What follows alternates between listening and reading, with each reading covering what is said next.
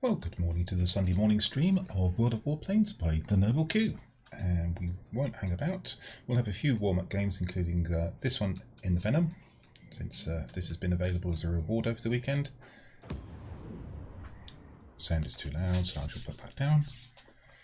And for those of you who may be thinking I'm starting an hour later, the UK left daylight savings time this morning. And maybe that means that the time that you'll regularly find me will change, depending on what part of the world you're in.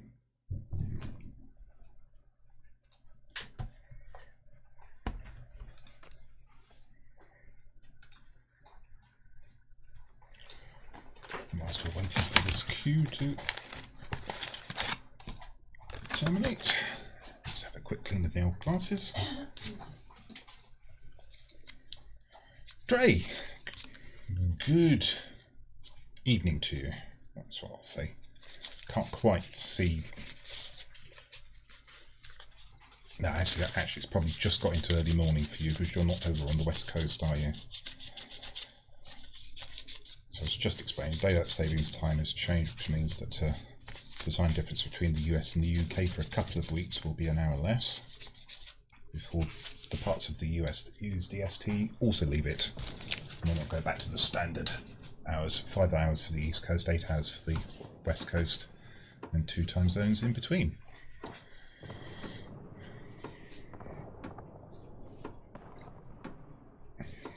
Good morning, DOS. 24. Holes in airfields taking good jobs away from honest Gremlins. Funnily enough, Gremlins has a specific meaning in the RAF, or did. Gremlins were what caused unexplained problems in aircraft that the flight engineers found hard to resolve. I'm sure you knew that, but since you put it in mind, I thought I'd say it. Not a great map for this aircraft. The important sectors clearly are the military bases, but with the limited altitude performance of this plane, that's actually not a terribly good place to go at the start of a battle, so I'm going to go to the garrison. And you'll find many maps which this aircraft has that problem.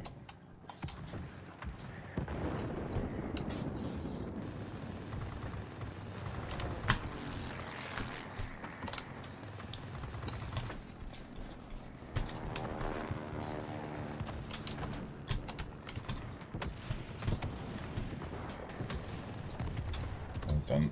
Let's go and try and take the central one. Really isn't much I can do at the military bases until I know what's there.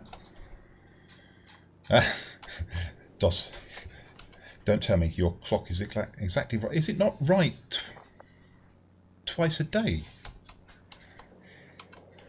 Because it's broken.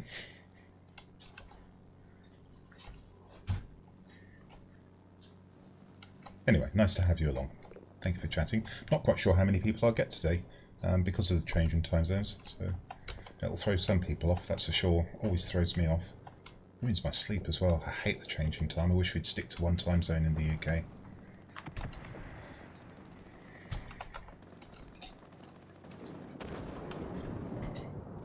Yeah, okay, we do have... I'm going to have to hunt down possibly this pair of aircraft trying to get to our military base since... And this is a terrible aircraft to go doing that. Okay, he heavy turned around, so...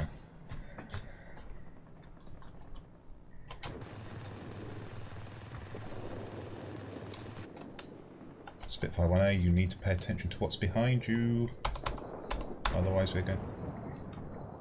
He did not.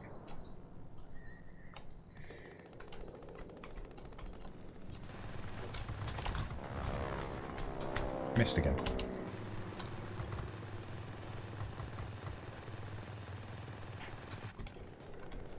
Couldn't get enough of my bullets on him.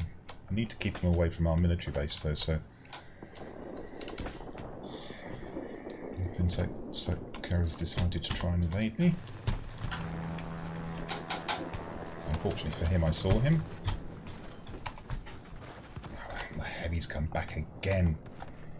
Not surprising, he's got absolutely nothing else to do except target me because, look, we've got no aircraft in the middle.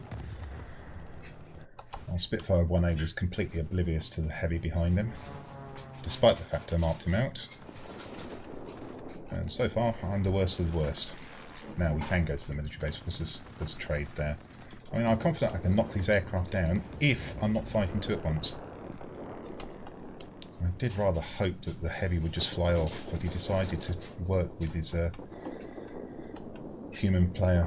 He's not actually that good a player, but he played that well. Got your DOS, sorry. Sorry, I was thinking about DOS yesterday. Right, let's go and try and knock down Finsoka this time. I think the heavy's finally been knocked down. Oh, no, he hasn't. I've still got to watch out for him somewhere.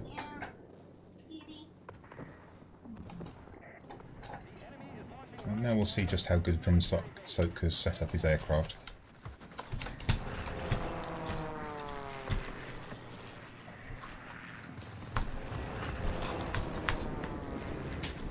And it's not just him again, the heavy's come in again, hasn't he?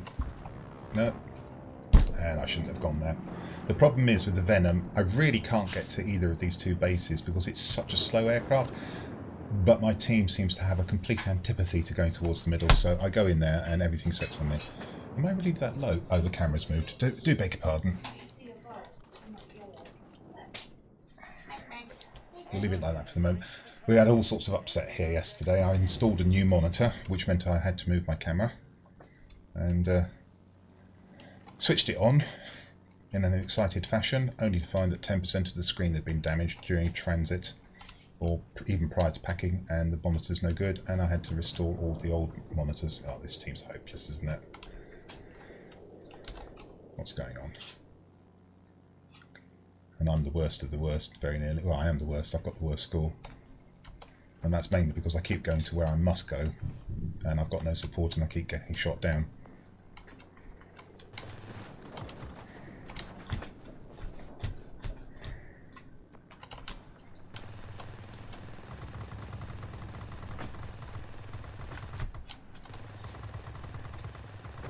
Okay.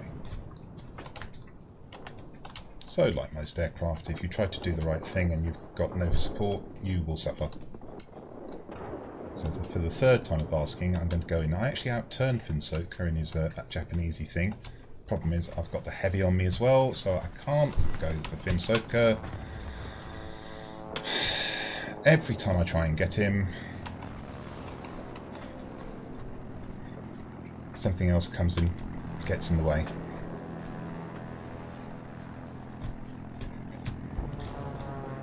So we're now just going to have a sterile turning battle until something else shoots me. Oh, this is frustrating. I've got no support whatsoever. I've kept him turning. He should have been shot down by now. At least we've got the sector. And this is just going to go on until he shoots me down now.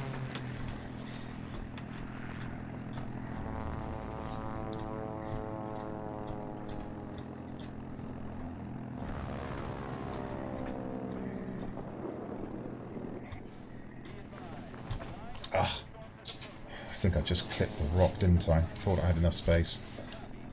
Well, the good news is I actually kept him busy so long that he couldn't defend the sector anymore. The bad news is that my team has already lost more than half the game to the enemy. And I think Finsoka will have been surprised there.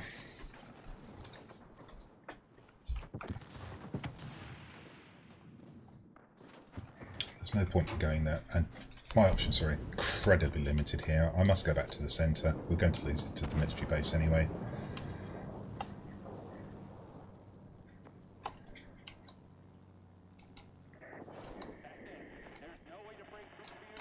Very difficult aircraft sometimes, the Venom, and this is a particularly bad map, and it's large, and I've got particularly difficult aircraft countering me,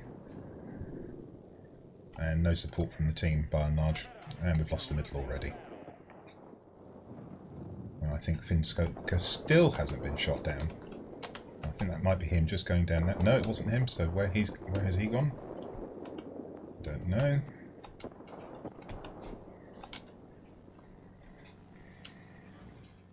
Well, we'll fly the Venom again, because this is a particularly bad Okay. That got sniped from nowhere. The Heavy's got nothing else to do but come for me again. And he hasn't been shot down this battle. That's absolutely astounding.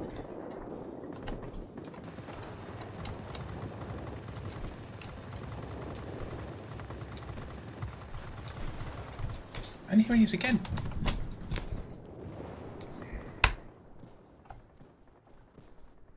There's nothing I can do. I'm constantly having to fight more than one aircraft.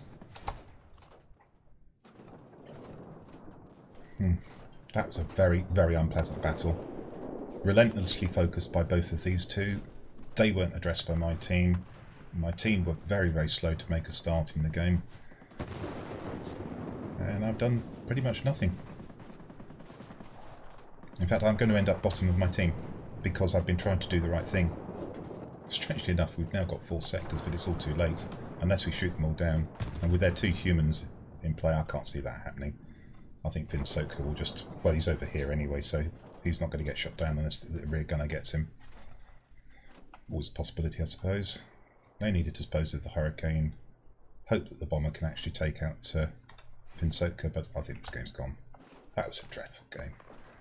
And that will illustrate to you why some people will not play to win, because they end up with the worst personal points in the game. As you saw, I constantly tried to do the right thing. Sukhoi killed the bomber, that's game over. Constantly tried to do the right thing and just did not get any support whatsoever. I might as well have just flown to that military base and tried to farm.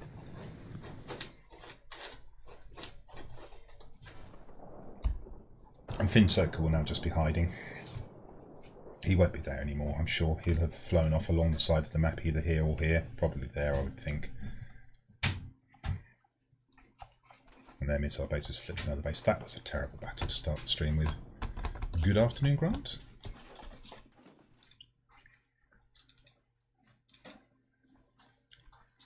Okay, so it's 5:45 in Sydney. I know that, or everywhere using Australian Eastern Daylight Time. I can't quite remember whether you're in that time zone or not.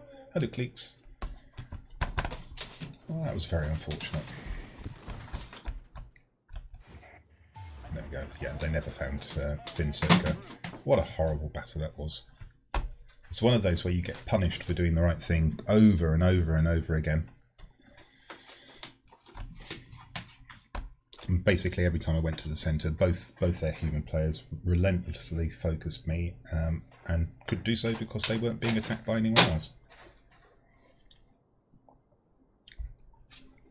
The only thing I did in that battle was keep Sukhoi in a turning fight that allowed us to take the centre for a while. Let's try that aircraft again. And by the way, this is actually the Halloween camo that you can get if you haven't completed the missions yet. So it's like dripping paint really, although I suppose it's black blood. You can hear noises off. That's a cat doing cat things. Yes. And clearly, if I was trying to get personal points and wanting to focus on that, I'd have been incredibly frustrated by that game just now. This is a better map. There will be low altitude stuff to do.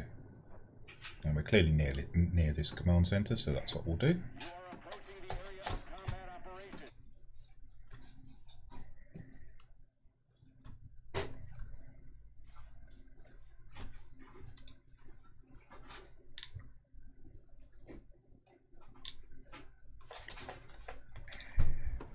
Okay, just getting a few things set up here. In about 15 minutes we'll start on our Odyssey, all of the Soviet multi-roles. I will also take in 3 premium aircraft at the same time, and we'll see how we get on.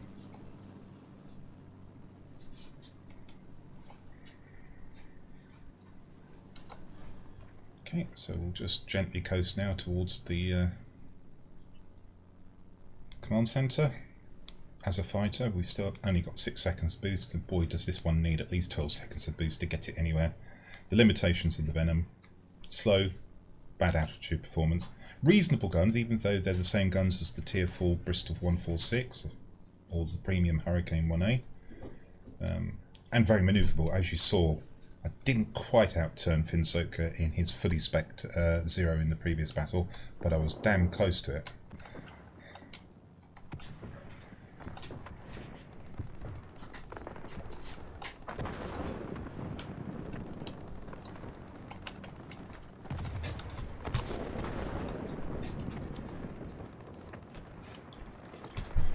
having make your mind up time issues. So we'll select this one.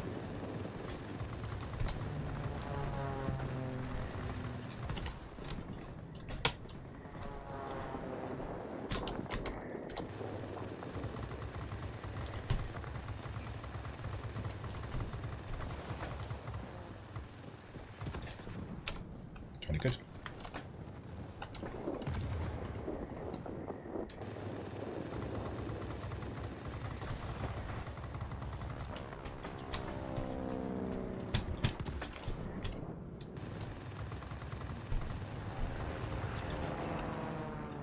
Okay, objective 1 achieved. We have our command centre. Whip round on a tight turn. You saw how agile the Venom can be there, with all of the attributes for turning employed: flaps, air brake, yaw. Unfortunately, not a great defence aircraft because of the lack of altitude performance, so I am going to go off and be aggressive. The P-43 Lancer. It's been a while. Oops.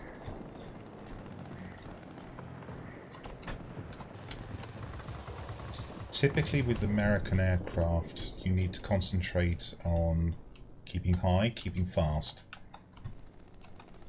Trying to find isolated targets. Fight as part of the group if you can. Find isolated targets, dive on them, pepper them with the machine guns, and then boost away.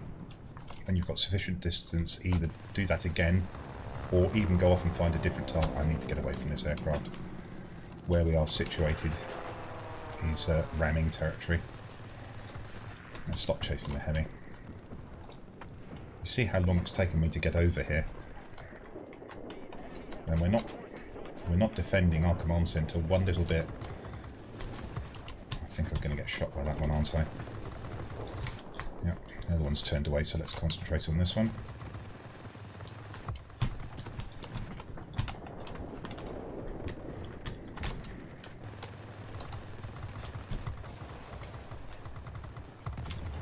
Take a quick look at the Lancer. I'll just double check that my generic advice for American fighters applies. Okay, we've got this. We need to continue being aggressive. So we're going to go across to the military base and try and, the command centre and try and take that. Might shoot down this LB. Oh no, no we won't.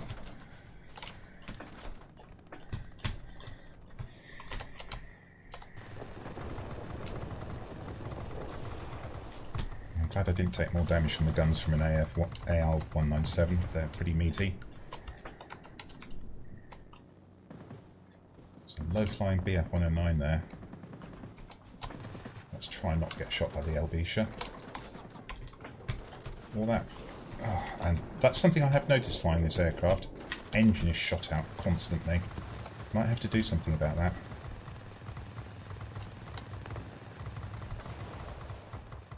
It is quite a big meaty radial at the front, so perhaps that's not so surprising. I'm going to have to let the Elbisha go. And there's the BF-109. Has he got a bead on me? No. There he has. Need to avoid the guns. Should be alright now. Oh, it's been finished off by a friend. We've got to take this sector because I don't think we're mounting any defence to the other command centre.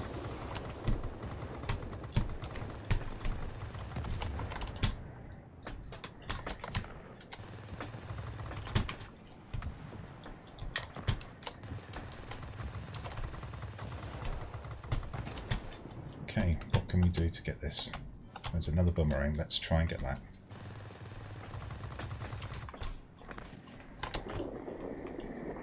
And that's it done. Okay, let's go and find the enemies, shoot them down.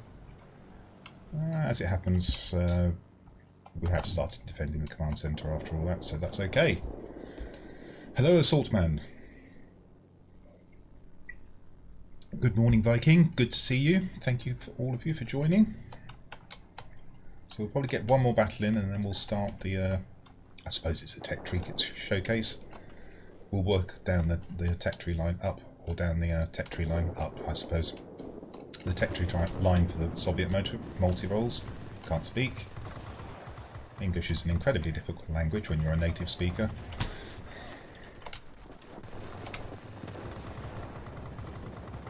That's probably a bomb trap. And you saw the engine go again.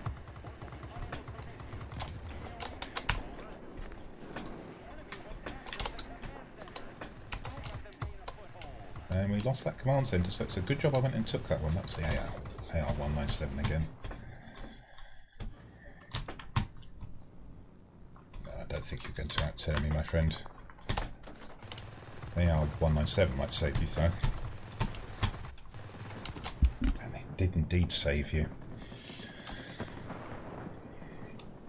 Okay, so a completely different battle to the previous one. This time I've had the major impact, whereas in the previous battle I did absolutely nothing. And provided we don't lose the command centre, we will be fine.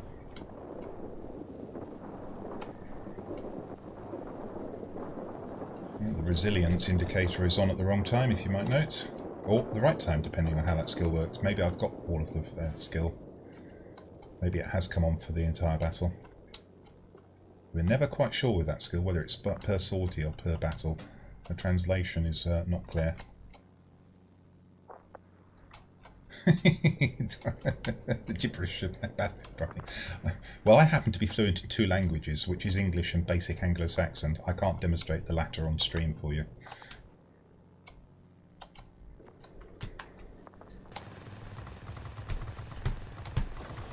Let me finish while I was so rudely interrupted twice. Never mind.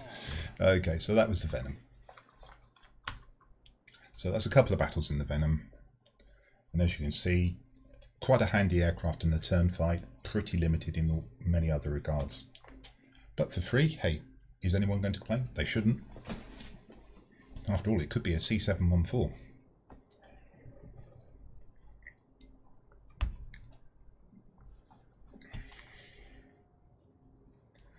Okay, so that's just over 3 million, so although I've got the Spitfire 5B, as you have seen, and actually, whilst we're at it, no, we won't fly those. We've flown those quite a bit on stream recently. Let's fly something else as the last game before we get into the Soviet multi-roles. What shall we fly? I don't actually know. Well, since I won't be flying a heavy on stream, we'll set it to Tier 5 and we'll play the Ki-45. Okay, and so after this game we'll start the Soviet multi-role line. I suppose it's a tech tree showcase, to borrow Quickie Baby's phrase. If I can find a better term for it, I will. It's not really a showcase when I fly the aircraft. Perhaps I'll call it a tech tree line fly through. Okay.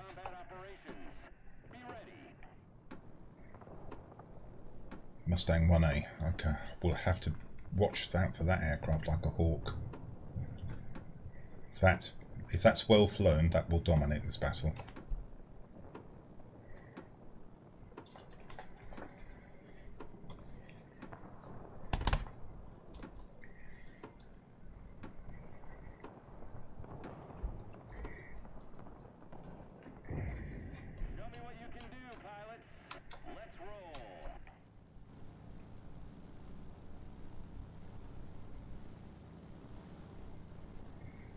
Okay, right, so we're going to get altitude.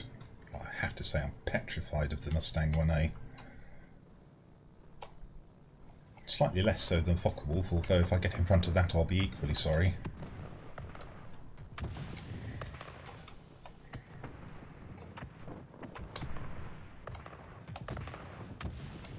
Lots of flak and no bombers. That's not what I like to see.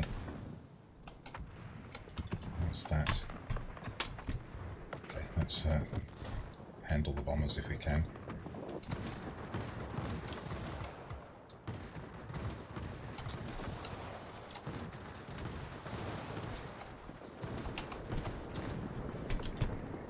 I have to say, I think the rear gunners on the aircraft in this game do critical hits far too often. You can almost guarantee you're going to have a critical hit from a rear gunner. It shouldn't be like that in my opinion. There you go, that's my view. I dare say those of you who like bombers might take a distinctly different view. Okay, now this is already an interesting battle. They've got both airfields just fractionally before we did. Got the centre, which means that they could conceivably win this, even if this situation stays exactly as it is. And I'm much lower than I want to be here.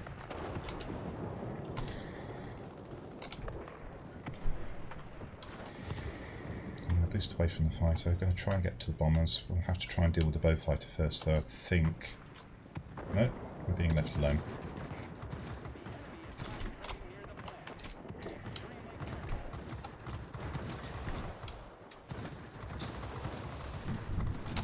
Okay, got away without a critical hit there, so that's good.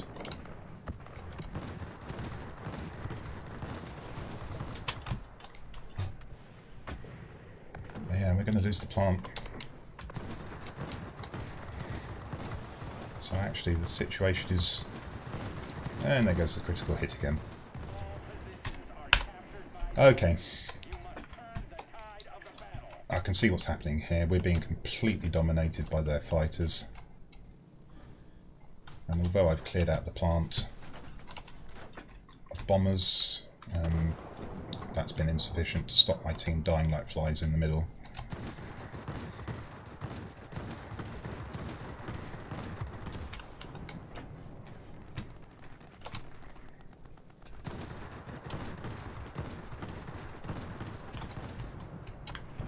Okay, I do have a... Oh, I'm being addressed by something, am I?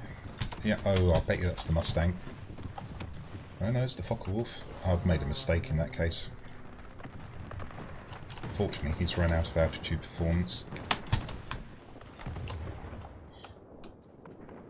Okay, well that wasn't the Focke-Wulf that shot me, that's for sure. Okay. How do we win this battle? Well, I actually don't know. We're unable to take the plant back. Currently, we need one more aircraft. Okay. Well, we've got the plant. I'm going to have to try and take an airfield.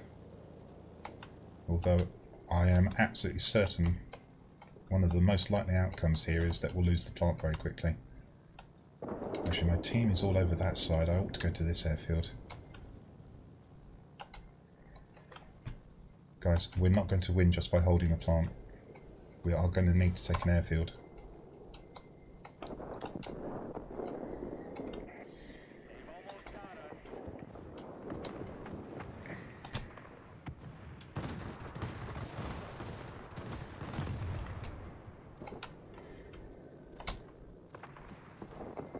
Got two targets in mind here, the boomerang and this heavy.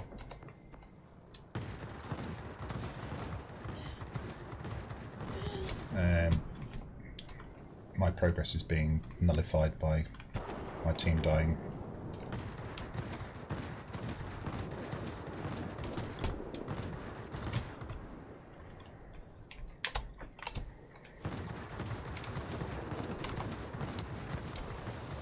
I can tell I've got no support here, have I?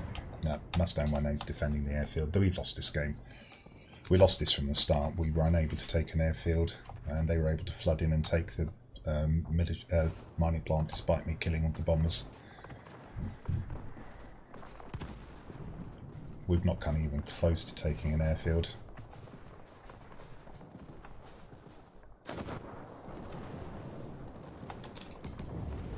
Yeah. And it looks like the Mustang has actually foolishly sat there and defended an airfield all game, but it's worked for him because his team held the other airfield.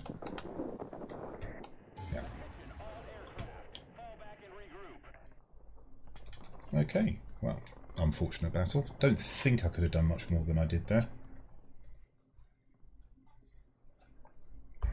Apart from possibly not getting shot down. Yep, just couldn't dominate.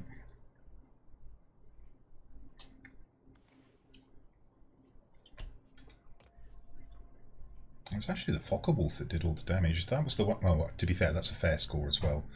The Focke-Wulf was really powerful. Now that surprises me because that I thought would be easy to knock down. But there you go. Right. Let's go Russian multi-rolls, everybody. Here we go. Okay, so let's have a look at the tech tree.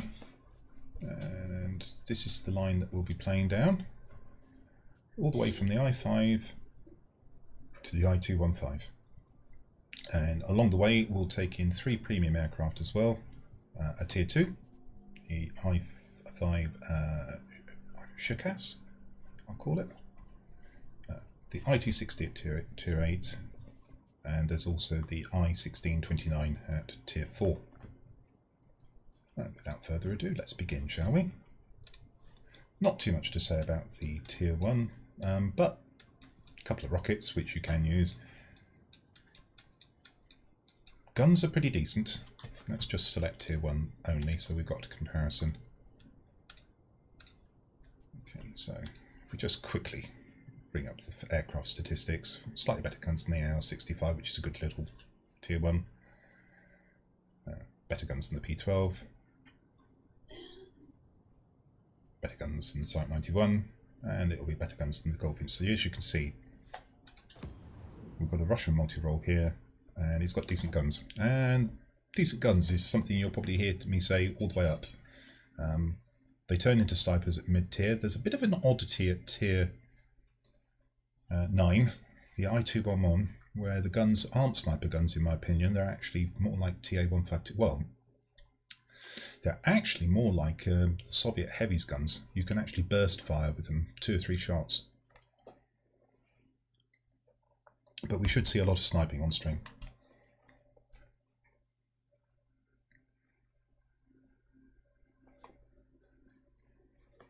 Okay, so what I will also do is I may have to edit the stream to take off the first half hour. I probably won't. I will probably put the entirety of the stream up to YouTube after this, but I'll chapterize it, if that's a word, so that you can tell when the Soviet multi-rolls start. And the reason for that is because if I download it and edit it and then upload it, it'll take me a day to upload the damn thing. So we'll just move it directly from Twitch to YouTube, and then we'll put in chapters for the relevant parts of the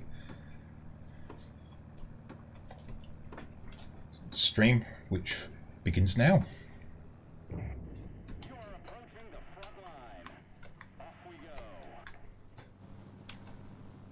Let the Odyssey begin. So we're going to go to the airfield first. Dump off some rockets. Probably won't be able to do much against gun emplacement, but oh, actually I'm wrong. We just took it right out. Okay, go for this one. No flaps on this aircraft, but I still use the flap control. Okay, and immediately I've been engaged by specialised something. We'll see how good your turning is, friend. Pretty good. Well, to be fair, I have got a wing missing at the moment.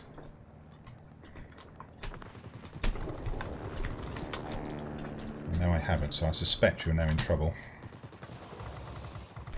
Okay, bad luck, friend. Nice try. Nearly got me.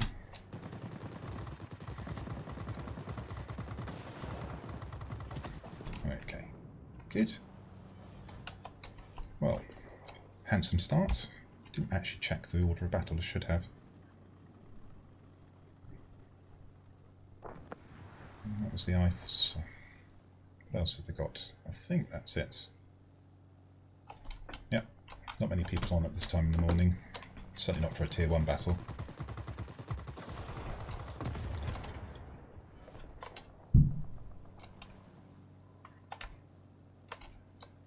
Okay, all the ground targets appear to be down, so we'll keep the rockets for the moment.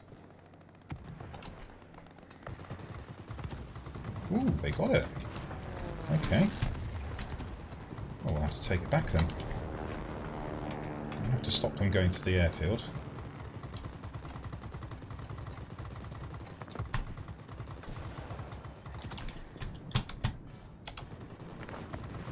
Oh, they've actually got 2 sectors. Okay. Battle's got interesting suddenly. So we can't afford to lose that.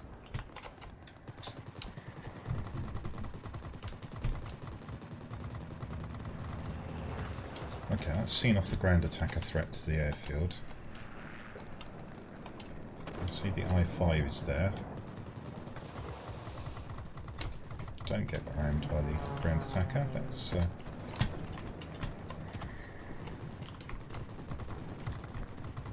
not sure where the I-5's gone, which is a bit of a nuisance.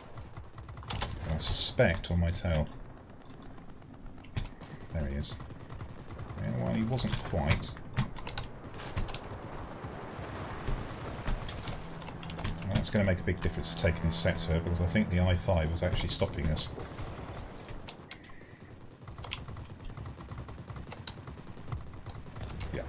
I think that's exactly what was happening. I-5 knows what he's doing. Shoot for him. He's clearly got sector awareness, but he didn't come back to the airfield after he lost his battle to me. Don't ram me.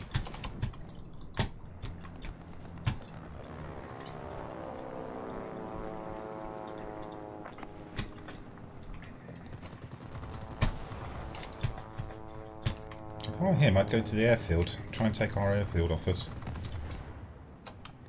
There's a lot there as well. It's a question of, do I go there and defend, or do I go and try and take their airfield? I'm not going to go and try and defend, because that's the side I'm on. It's mostly ground attackers. Is that the I-5? That's a more specialised one.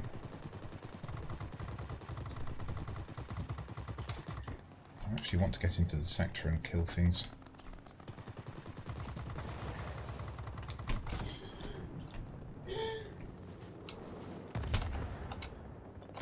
Feel pressure from somewhere, but I'm not sure where it's coming from. Okay. There's still some work to do here, so I think we'll continue, especially as I can see at least 2 more aircraft coming here.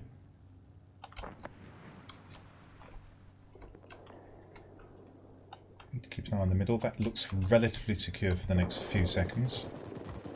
Let's take out the Goldfinch.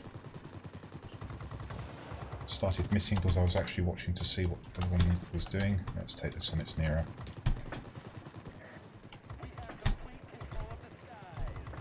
That's a bit better, bots. You've woken up. Pleased to have you along. There we go.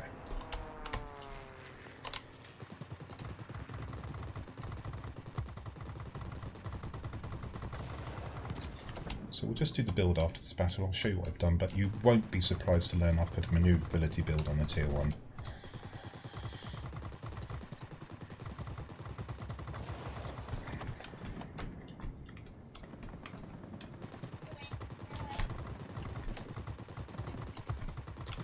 Is now under threat, so we'll be going there next, although I think the battle's going to end before I can perhaps do too much there. There we go. Hello, Shader.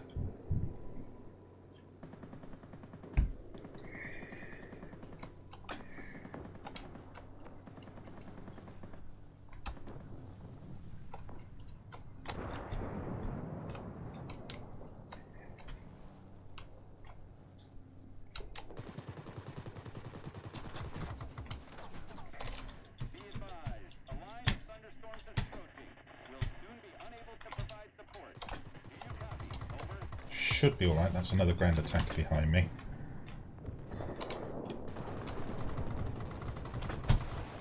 It's not always the case, sometimes they size you up. What am I closest to? I'm closest to these, just to get the last bit of damage from the battle before it ends.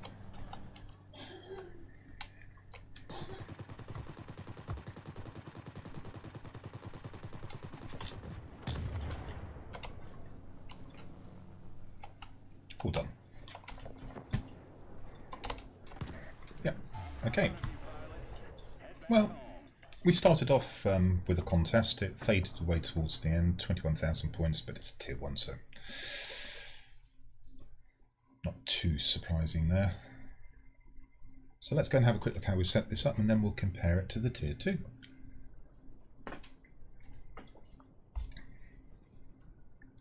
But as I say, 4 Tier 1 aircraft. I'm pretty sure that most people would build a manoeuvrability building. And I've actually got an extra point on the pilot. I'm going to actually add some more skills which improve the manoeuvrability. Okay, so build, gun sight, unsurprising, lightweight airframe, that's the only slot available. Manoeuvrability build, I haven't bothered calibrating it because this is a Tier 1. Consumables, unsurprisingly, it's a single seat fighter. I use choose fire extinguisher in those circumstances, and we have pneumatic control assist in order to improve manoeuvrability in a tight spot. And this aircraft is specialised, and all of them are specialised except for the Tier 10. So let me give you some advance warning of that. Let's look at the Tier 2. Okay, and there is one here that we're also going to fly. The I-15. Let's have a look at the tier. Let's select that out. Let's quickly do the service on the I-15. Again, exactly the same build, going for manoeuvrability. If we just quickly compare the aircraft with its preceding Tier 1, the armament is pretty much the same, so that's not so good. Bombs and rockets, exactly the same. But then you can see we've got a fair increase in speed. The way I've got this set up at the moment, I've got a slight advantage of manoeuvrability, but bear in mind that's affected by the equipment and of course the pilot skills. I've actually got one less skill on the pilot on the I-15, so it's at base more manoeuvrable. Altitude performance is exactly the same. So it's more of the same really, just a whole tier higher, and of course you can meet Tier 3s, which won't make you a happy bunny necessarily. How close are we to getting another skill? Quite a long way off. Have we got the right emblem? Yes we have. And off we go. The I-15.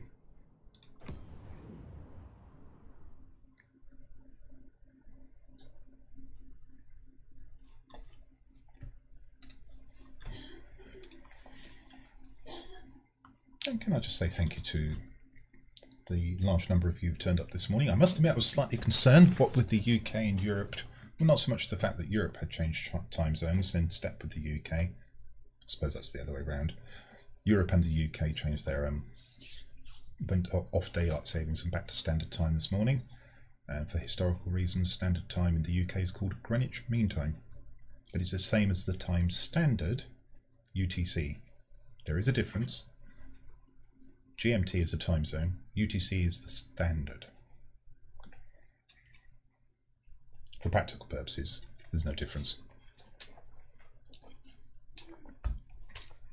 But it does mean that my American viewers are finding I'm actually an hour closer to them for a couple of weeks before they come off daylight savings time, 7th of November, where it's used. Daylight savings is not used throughout the US, that's for sure.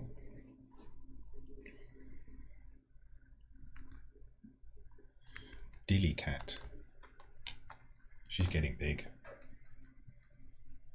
Oh, what a monkey this cat is. Okay, similar sort of map. Only 5 sectors this time. And it is a Tier 3 battle, so I'm going to have my work cut out for me. That said, we've got a very good BK-534 and a very good P-38 in theory, because they're specialised. Bristol 133 is extremely manoeuvrable. The BK-534 is not specialised on the enemy team, but is a manoeuvrable aircraft. We must have another one, AO-192, we've got a heavy, and they've got 2 AO-192s. I'd say we've got a slight advantage, provided the P-38 sorts out the 2 heavies. Otherwise, they've got the advantage because they've got the 2 heavies. And Pace Slayer. It must be morning now and all throughout the US, so hello to you, and Canada as well. I hope you're well, Amped. Lovely to have you along. So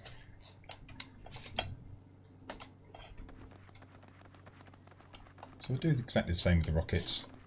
We'll dump them off, see if they can do the business. This is Tier 3, however, so they may not kill the entirety of a gun emplacement. Well, actually they did, so that's good. Always good to shoot at the same aircraft as your team is shooting at, because of course you get less damage, and so will he, and the enemy has one less aircraft that's being shot at. Okay, let's go for the middle. It's the P-38 on top. No, it's actually me, but the P-38 is just behind. And he's going to have a key role in this battle, because like you can see up there, there are aircraft that he needs to address. I'm going to highlight them in the hope that the P-38 will not go low. Okay, well maybe he'll drag the heavies down, and if he does, that will help me. One of the heavies certainly is flying high. Seems to be quite clear about what to do in a heavy. I don't really want to be taking on a ground attacker at the moment. I want to be trying to dispose of the fighters and the heavies. I'd lay money that AO192 is the unspecialised one that's flying low and the specialised one is high. I'm wrong. And he's coming for me. And there's lots of us here, so he's going to die. And we've got the sector. Okay, it's one of those battles. My team knows what it's doing. We may not be able to do too much here, but I will certainly be a nuisance. I just heard my wife agree. Okay. Well, we haven't actually got our local garrison at the moment.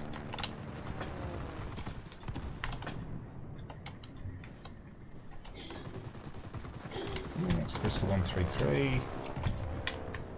I think... Do you know what? I'm not altogether certain that I wasn't shot down by my own aircraft there as he tried to get the Bristol 133.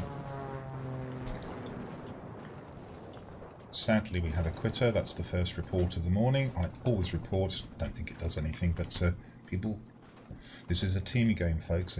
I'd appreciate it if you didn't jump out of battles. It's extremely frustrating for the players who are left behind to find that somebody is not playing as part of a team.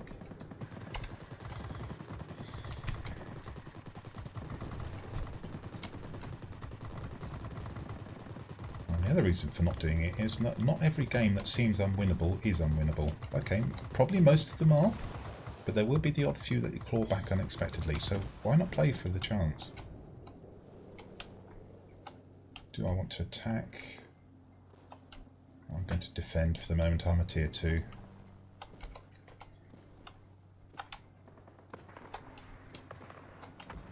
Me flying into a sector on my own is probably just offering up my hit points.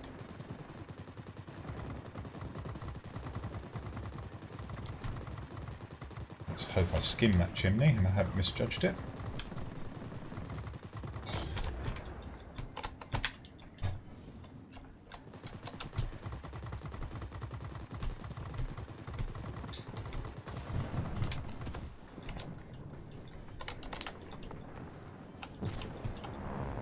He's going to die to that. No point in going there. So what's that? That's a fighter. That's the Bristol again. Let's see if we can go and have some fun with him. Bristol 133 has got very weak guns, so I don't feel too concerned by him. What I am concerned by is the fact that the BK is actually quite close to him. And the Bristol hasn't realised I'm coming, so that's given me an advantage, but the BK is going to possibly save him. The BK will save him. I'm taking too long to shoot down the Bristol. Can't believe he survived that long. Never mind. That's a tier 3 for a tier 2. That's a good trade. Yeah, biplanes. Yeah. And the good thing about it is I think World of Warplanes has got a really good introduction to this game because the biplanes are actually fun to fly when you start the game. And they're not... Obviously, there's not too much complicated. They're all pretty manoeuvrable. And it's really only around about tier 3, I'd say. Tier 3, definitely tier 4, where you need to start thinking about different flying styles. Good job done by the World of Warplanes team in terms of introducing the people to the game. Oh, I'm doing alright here. Got 7,000 in a tier 3 game.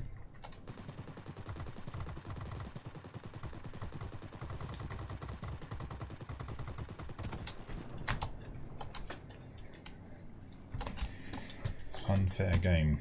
Well, if you think it's unfair, why do you play it?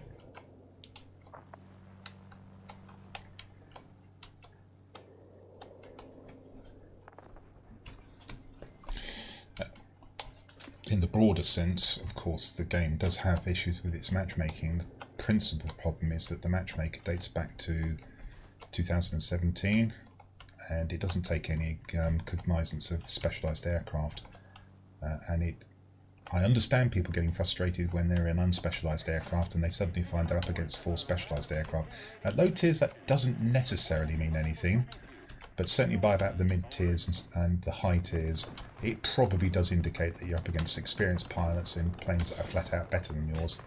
I understand that's frustrating, but it's still a team game. And not all pilots of specialised aircraft are actually good pilots. I've got rockets. I'm looking for a soft target. Oh, that'll do.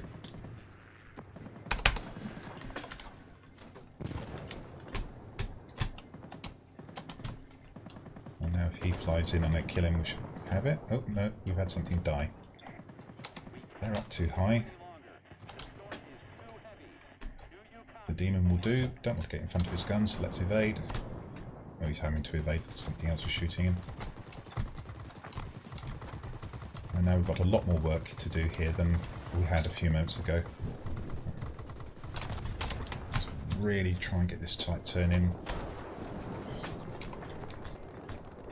Okay, Bristol, you and I. Come on, let's do it.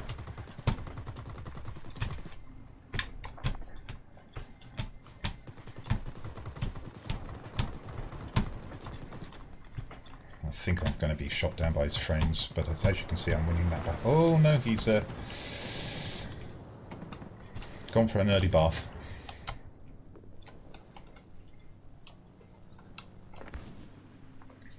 Oh yeah, P-38 player knows what he's doing. It's been ably supported by me, though, I think you would say. Especially considering our AO192 has done his best to compensate for their player who's jumped out of the game.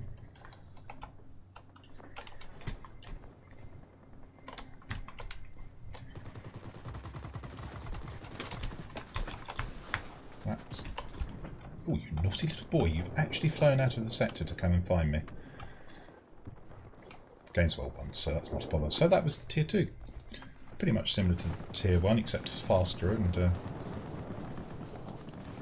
but other than that, very little difference in the play style. So, time to turn our attention to the Tier 3. No, it's not. First of fast sidelines coming up next. And the sideline is the I-5 ShKAS, and I'm afraid this is a dirty premium aircraft. If you see one of these specialised in a battle at Tier 2, you're likely facing a SEAL clubber, or perhaps somebody like me who's doing a tech tree showcase. Well, I think the latter is very unlikely. Let's go and have a look at the I-5 ShKAS. Probably the most powerful Tier 2 plane, flat out. Let's get a crew member in it. So let's be filthy. Yeah, 30. Okay, now the I-5 ShKAS. Let's look at the service. You've got extra slots for a start. It's a premium aircraft, so I'm now able to put in a lightweight power unit. Consumables, pretty standard here. Fire extinguishables. It's a single-seat aircraft, pneumatic control assist for those tight spots. I haven't put on engine cooling here because this thing is slow. You could argue if you put it on, you can get from sector to sector on Tier 3 maps more quickly. I just find it more useful to be able to restart the engine if it's shot out. Universal ammunition, no gold here. And if we just compare it to its Tier 2 counterpart, you can see your gun armament is doubled, and the gun armament absolutely shreds aircraft, and it will do a good job on the ground as well. Not that you'll be doing much on the ground probably with this. Bombs and rockets, better. On the I-5, you haven't got any on this one. It is just all guns on the I-5 ShKAS. Survivability, pretty much the same. Airspeed is faster on the I-15. Manoeuvrability, because of the way I've set it up, is far worse. And the altitude performance is the same. So, what's to like about this I-5 ShKAS? It's the guns. Watch what the guns do. If I get into the right battle and I get aircraft in front of me, you will see them just melt. The guns are incredibly powerful, and what you've got are 4 7.62 millimeters. They seem to hit a lot harder than that. You've got 120 DPS. If you just look at the I-15 very quickly, you've got 60. And I'll tell you what, that extra 60 that you're seeing on the I-5 ShKAS makes all the difference. This is a filthy aircraft. It's even worse than the XP-31, the American fighter. Off we go. Yes, kick-ass. That's quite a good name for it. If it gets into a tier 3 battle, to be fair, it will hold its own, but it's obviously not as powerful. But in tier 2 battles, unless it's up against somebody who's really knows what they're doing, or is in a heavy and knows what they're doing, this thing is, well, basically filthy. So it looks like a tier 2 battle. That's bad news for the enemy already. They've got an AR-68. Now that's a good aircraft, but it's not specialised. And I have an I-15 that's specialised. So we've got two special. And here I've just talked about the matchmaker and specialised aircraft. No cognizance is taken for putting specialised aircraft on one side or the other. Now, because this is slow, I'm going to do something unusual here. I'm actually going to go to the centre. I would normally prefer to go to an airfield. Got no rockets, just guns. He's correct. Forward airstrip is the right place to attack, but I'm not fast enough to get there to make a difference. And what I'll do is I'll try and take the middle, and then we'll go to one of the airfields. Okay, I was firing out of my range there. Bang, gone. Didn't take long, did it? Bang, gone.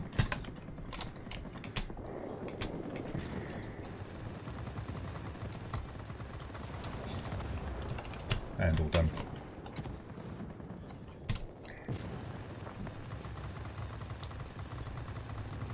And a single pass, that's more than half the health of a ground attacker gone. Gone.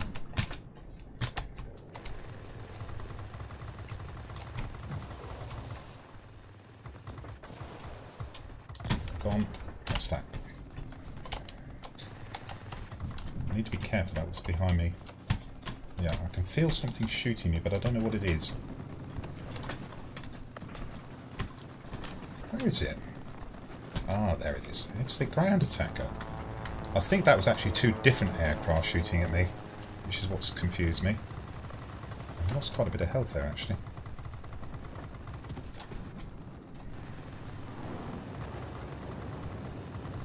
That's a human player. I haven't singled him out, he just happened to be in front of me.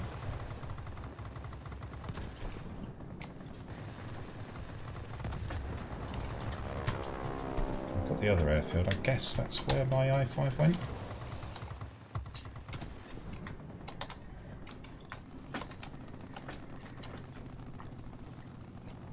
Okay, we're not alone, so we're going into the airfield.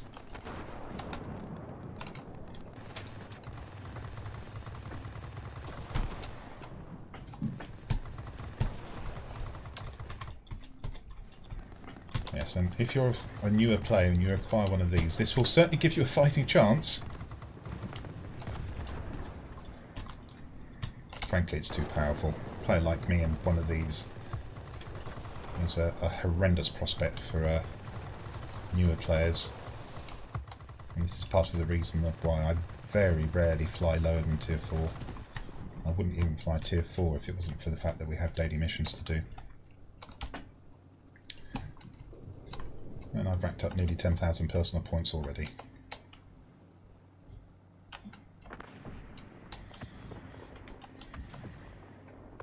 If I was being particularly filthy, I would dump my aircraft and get a new fresh one, so I had a full hit point pool to play with. I'm not going to do that. I'm out of range here, so I'm not surprised I'm not hitting, but now I am beginning to hit.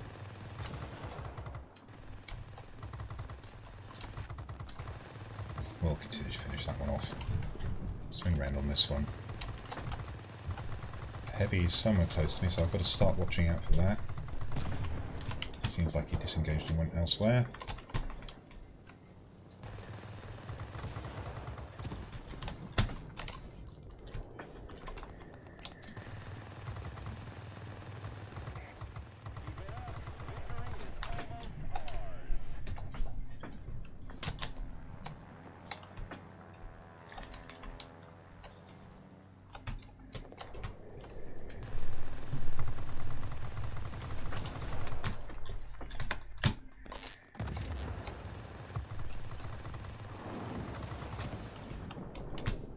That was nasty for the AR-68. Very nasty.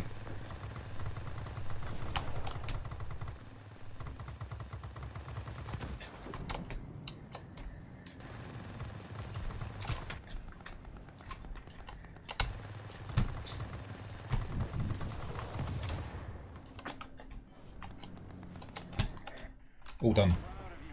Battle that we dominated and still got 16,000 points in short succession. Please don't buy this plane. Far too powerful for tier 2. But it is there, and if you're a newer player and you're struggling a bit and you need a bit of a hand, then this aircraft is for you. So I wouldn't necessarily recommend anybody buying tier 2 premiums, but if you are thinking about getting one, this is the one that I recommend to you. And if you're new to the game and you need a bit of a hand by flying a powerful aircraft, there's your choice. The I-5 ShKAS, a massively powerful aircraft. Let's go to the tier 3. Soviet multi-roles. And we're here in the tech tree line now, the I-16E, and this is the first monoplane. So let's get it up on the screen. Sort of gaudy camouflage. You may have this camouflage. I've put it on. This one confers 20% crew experience, which is good to have. It's a moot point as to whether we should have aerodynamics first and acrobatics second, but I'm going to leave it as it is. Aerobatics. I keep calling it acrobatics, aerobatics. Probably I would choose this skill first, then this one, and then I'd concentrate on the engines and the marksmen. Okay, so if we just reduce this to okay, that's interesting that that's classified as a heavy when an air defence aircraft. It's actually a multi-role. We're not going to divert into that. I've shown you the ShKAS. I don't really feel the need to show you the DI-6I. Might do that as a bonus battle at the end if we've got time. Okay, let's compare this to the tier 2. And as you can see, your gun armament, interesting. Which way round is this? Have I got the right aircraft selected? Is -4. Should do this the other way around, but actually makes no sense for the figures to be that way round, unfortunately. But as you can see, the gun armament is 7, so that's where you get a -4 here. So your gun armament has gone up by 4 points. Bombs and rockets, more powerful. I think it's just rockets. We'll check that in a moment. Survivability is slightly better. Airspeed is slightly better. The manoeuvrability on the other aircraft is better, but that's a function of the skills and kit that I've got mounted. Skills and the pilot kit on the aircraft, and altitude performance is much the same. And I've already discussed that. I would probably put aerodynamics expert on first rather than aerobatics, which I've got here. We just look at the setup. Again, we've gone for a build which emphasises manoeuvrability. You're not going to compete with the best of the fighters, but manoeuvrability is good when you're a slowish aircraft. Gun sight, of course, lightweight airframe.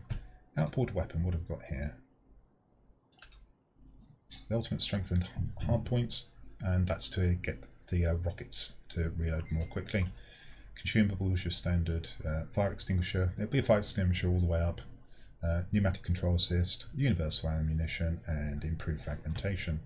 Let's just have a look at the bombs and rockets that you now have got. You've got 4 rockets, and these are probably still only good for 1 gun emplacement. Okay, so that's the Polikarpov I-16 early mod. Let's fly it.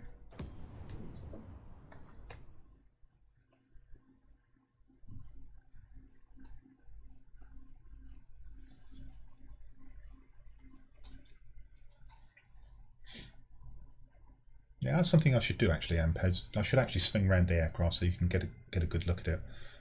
I'll do that afterwards if I remember. Try to remind me, please.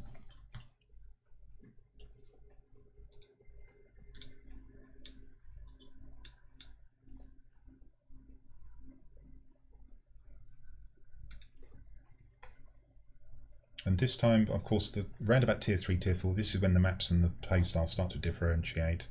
So this time I will be looking to play strategically, whereas in the previous 2 planes it was pretty much just fly to an airfield and attack it, take it, fly to the next sector, take it and defend.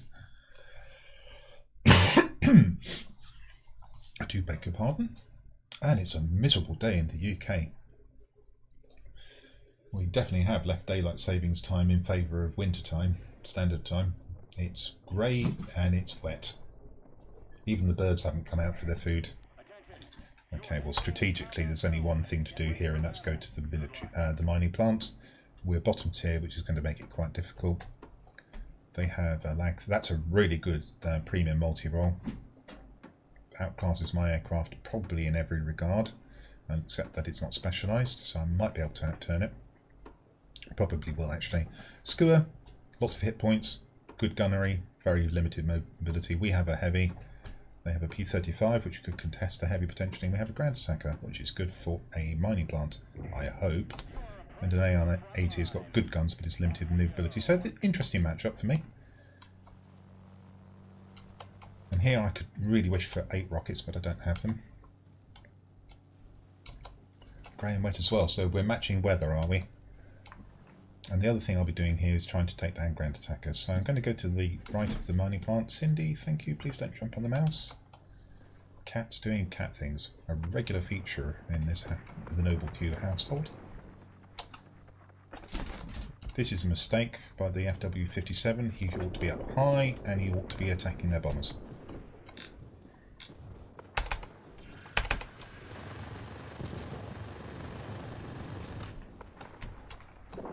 Now he's easy prey for the P-35, who actually also ought to be up high, attacking the heavy. These things have a way of working out, don't they? That's interesting. Was that... Oh, that's a fighter, that's why he came at me. Okay, so ShKAS first. This,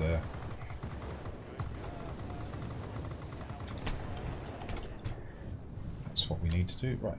Let's fly upside down and then we'll try and attack the ground attackers.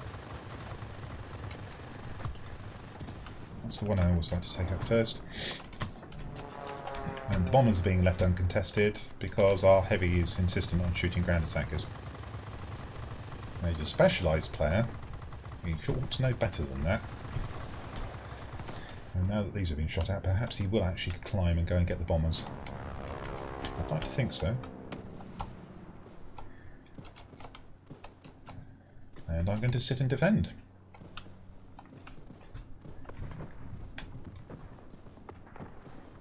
Good, he is climbing at last, and I hope he stays there.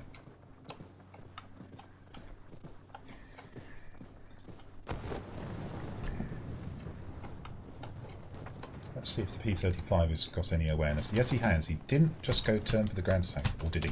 Actually, he did. He wasn't looking behind the ground attacker to see what was going on, and that made it easy for me to shoot him down.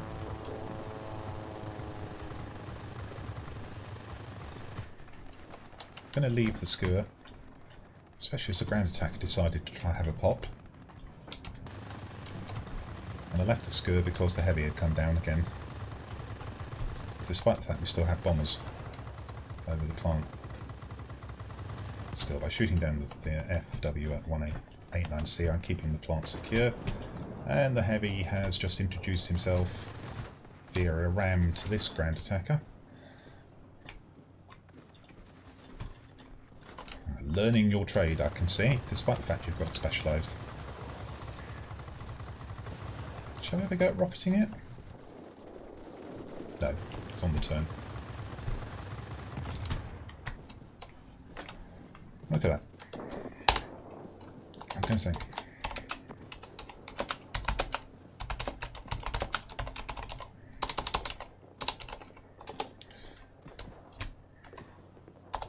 Don't know if you're paying any attention, probably won't.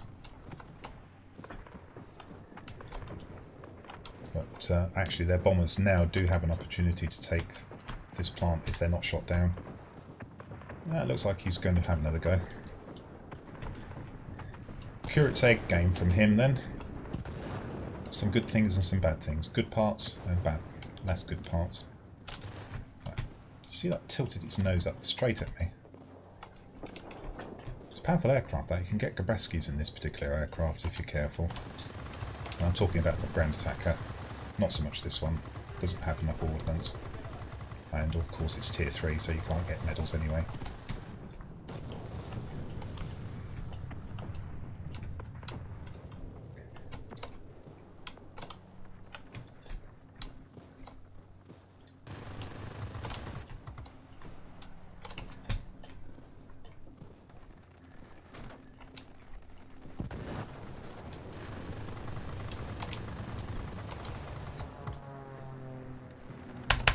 Ah, missed. Missed again. And they read your input anyway, so they move as soon as you fire your rockets. That's my excuse. This is a bomb trap. Game's over. Finally the lag comes here, and he should have been here all game trying to take this. Oh! Can you believe he shot my wing out from behind me? That's actually made it difficult. That's turned the engagement a little bit in his favour. Yeah, I was going to shoot him down actually. Okay, so not much of an effort by the enemy at the mining plant there, which meant we were able to both take it and hold it, which won the game basically. You got to see a little bit of what you could do there. Take out a single gun emplacement. You're manoeuvrable enough to dice it with certainly ground attackers and other multi-roles. Might have a problem with fighters if they're not American. You saw the P-35 wasn't up to snuff there, though. Yep, you can do them. HF-129, that gun is so inaccurate, it's quite impressive. Okay, good stuff. Right. Do I want... I'll tell you what, we will divert into this...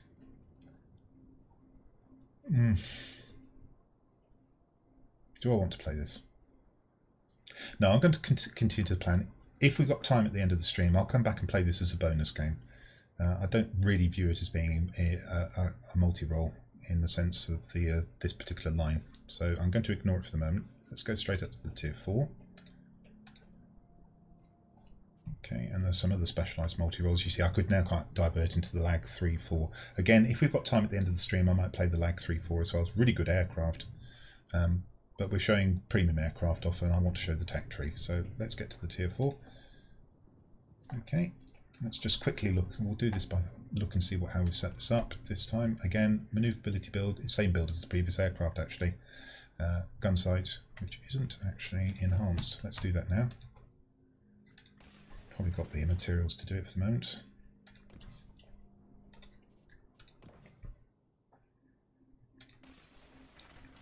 There we go. Lightweight airframe, again the strengthened hard points in order to reduce the the rockets reload. And here you've got more rockets, but not enough to make a big difference. Consumables the same. Fire extinguisher, pneumatic control assist, universal ammunition, and improved fragmentation. Yes, in fact, isn't that the one where there's 2 of them, or am I thinking... No, it's the 139s, which there are 2 of them, cliques. So let's just compare this to its predecessor. And as you can see, your gun armament is 10, so you're -3. I'm getting confused by these figures, but basically your gun armament... I should do this the other way around. Your gun armament is 10 on the aircraft I'm flying, so the I-16E is worse in every single regard, actually. You can see that bombs and rockets, survivability, airspeed, and in this particular case the way I've built the pilot particularly has given me slightly more manoeuvrability on this aircraft that you're looking at, and the altitude performance has increased slightly, so a slightly better aircraft. And let's see what we can do with this. It's going to be more of the same, but now you're getting to the point where you can face tier 5 fighters, and just a point, you're going to face tier 5s in your tier 4s probably somewhere between 60 and 70% of the time. And I don't really know why that is, but I'd hazard it's because people are doing the daily missions and they fly the lowest tier possible for period 2, which is a tier 5, rather than and there's a preponderance of tier 5 aircraft compared to tier 4 aircraft. That's my guess. Nevertheless, my analysis in the past, I don't do it anymore, has shown that you will face an awful lot of tier 5s in your tier 4s. So now you really do need to start picking your attack areas and activities quite carefully.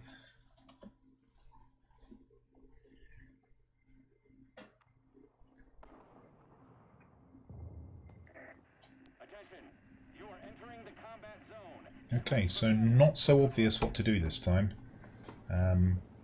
We are top tier, which you can tell from the night map. The night maps ceased to be available at tier 5 and above. Looks like somebody with the game crash. They have. Oh, this is a very good premium aircraft. In fact, I'm going to fly this next because it is part of this line, or resembles this line. And they have a heavy as well. We've got the HE-112. We've got 3 specialised aircraft here. I'm going to go to the garrisons. I will go to the airfield if I see an opportunity. And we're not going to mess around. We will take out just one of the gun emplacements, rather than try and conserve the rockets and be a bit funny.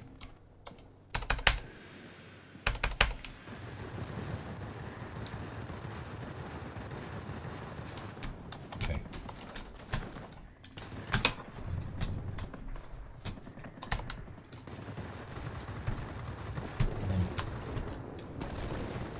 These are pretty good guns. I'll just take you back to the instance of the... if I shoot that out... and that, we have our sector. Right, so how's the airfield doing? It's probably worth a fly through. We're close to taking it. Let's see if we can pick off a target and help. And then I'll be aiming to go to that garrison. We've got it. Okay. He's AFK, so I might as well farm him.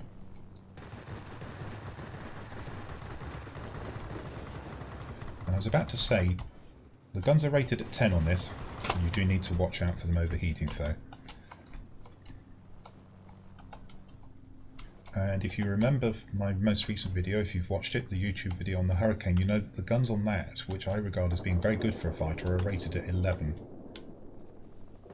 So you can see that this has got pretty punchy firepower. My goodness, how did they take that back so quickly? Okay.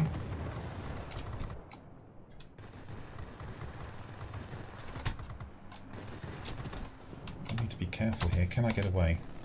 No. Ooh, that's a grand attacker trying to shoot me from in the backside, and that's unfortunate because he's forced me to turn into the fighter, the multi-role.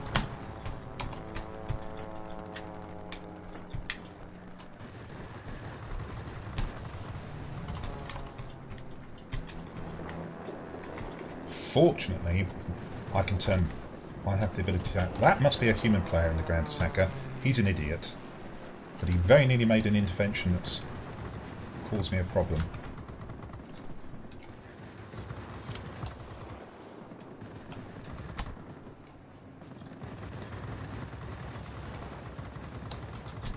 Nothing I hate more than grand attackers who want to play dogfighter. Go off and do your job. He's now nearly handed this sector back to us, and just in time I do it. We've also got the other garrison, which is good. Now, that's a massive mistake by the grand attacker. He sat there dogfighting in the airfield, and once he got shot down, he handed back more than half the hit points necessary to swing the airfield to us, back to us. Don't hang around in sectors in your dogfight, in your grand attackers, and allow yourself to be shot down. Sure, you can clear out a single enemy grand attacker and then move on, but don't dogfight. Cardinal error in grand attackers.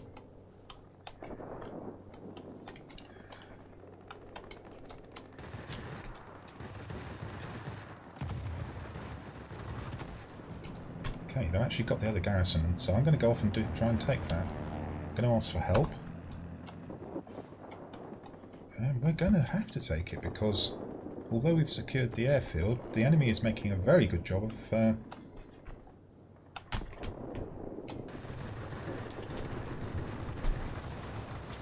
being competitive.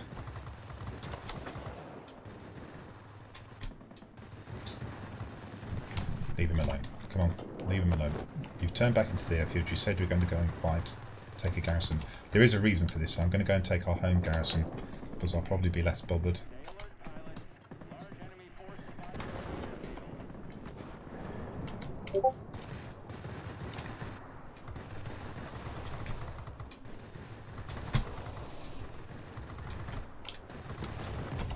Okay, that's just helped to keep the airfield. Let's get off and try and take this garrison. No, I can't. I've been addressed. Is this the I-2? Yeah, it is. Are you mad? Are you not happy that I've shot him down twice? I don't think he's going to be happy if I shoot him down a third time, but the problem is he's stopping me from doing what I need to be doing, which is assaulting sectors.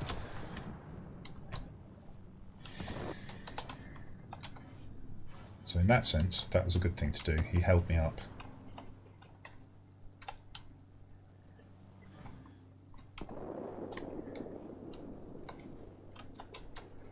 Tricky wiki.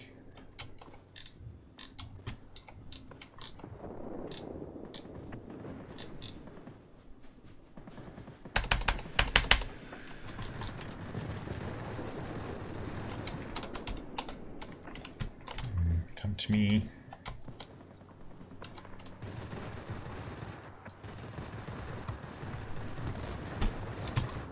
I nearly lost the airfield, so clearly I'm not getting a lot of support from my team here.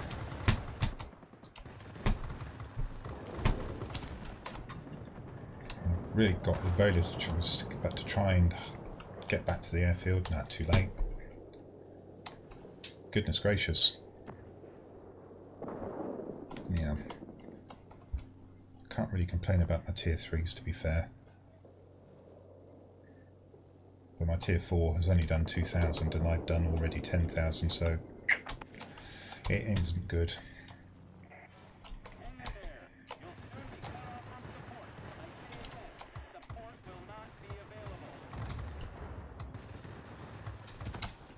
It's an important kill. I haven't got rockets back yet. There's too many of them. And I've got my tail out, so I'm in terrible trouble here now. Yeah, nothing I can do. And the I-229 gets his, I-16-29 gets his revenge as I lose my tail to that massive red aircraft. I think I've already proved I can outplay him, but I've got no support. Shame. And they've even got a player out. Okay, that's another report. Well, we're going to need superiority. I'm going to have to get the I-16 out if he's still there. I can do it if I get a one-on-one with him, but I think it's going to be a bit late. It is a 600-point battle. It's not quite out of the question yet, but we're going to have to hold our own sectors, and that's not looking likely either.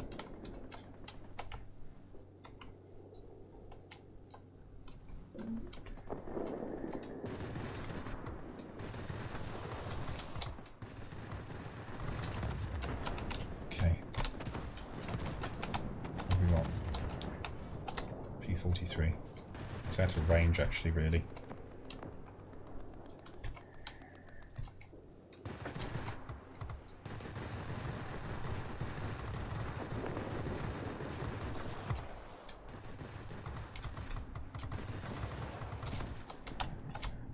And since we need the others... Oh, we've lost... Yeah, well, okay, we lost one of the sectors. And my team is nowhere in terms of being able to take it. I'm going to have a better chance of shooting everybody down, frankly. So that's what I'm going to try and do.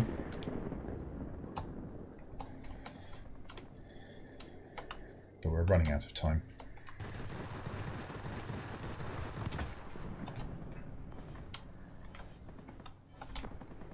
And if I were him, I'd just run to the corner. He's got to win.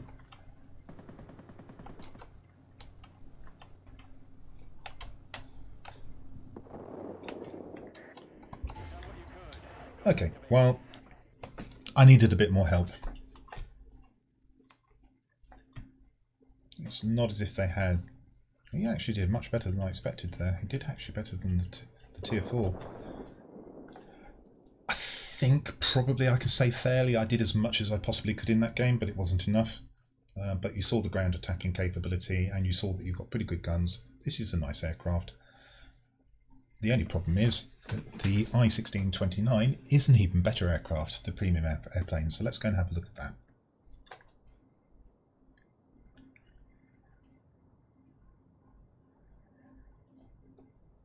Bit slow to load on the interface. Let's just take off tier 3. And here's the I-16-29, so we'll focus that. But the big thing is here you've now got a couple of bombs. No, you haven't. You've got... here we go. Didn't focus the I-16. You've now got a couple of bombs, as well as the 3 rockets, which means you're up good for 3 gun emplacements at a sector, as opposed to probably 1.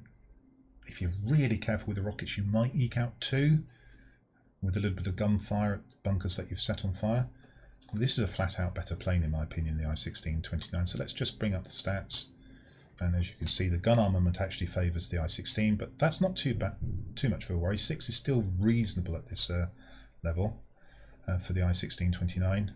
Bombs and rockets, as you can see, those 2 bombs make a huge difference. The I-16 standard, which I've just flown, is much weaker in terms of its ground attacking capability. Survivability the same. Airspeed pretty much the same. These 2 things, manoeuvrability and the airspeed, are pretty much dependent on pilots. And I haven't even put a good pilot in this yet. We'll do that in a moment and you'll see the difference. Altitude performance still 17. Let's stick in a good pilot. Stick in the Yak-30 pilot. Just do that comparison again very quickly, and now you can see that the manoeuvrability is significantly better. The airspeed has gone down slightly, but as a compensating factor, but not bad for a multi-role. Let's just have a quick look at it.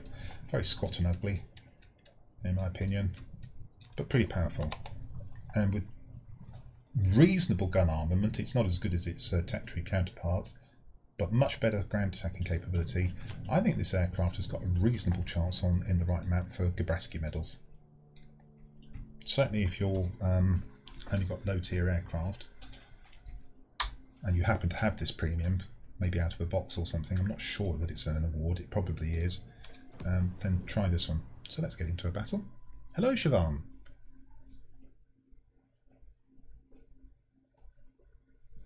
Happy Halloween, I suppose it is actually. Yes, it is the 31st. If we have continued to have weather like this, Siobhan, I don't think anybody's going to be out, and I won't call it trick-and-treating, that's the American phrase. That's not what we call it in this country, although it's beginning to go that way. It's Halloween.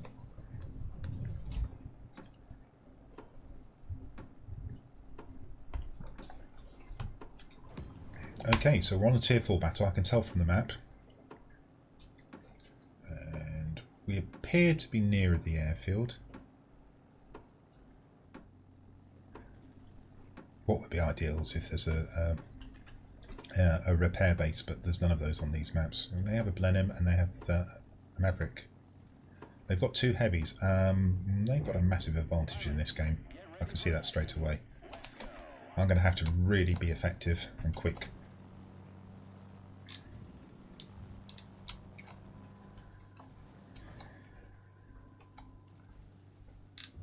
Let's get to about 3,000 feet, release the rockets. Going to be parsimonious with them. Yep, that did do it. I wasn't quite sure it would. Let's get a bomb in. And then I think I might have to take on the air defence aircraft.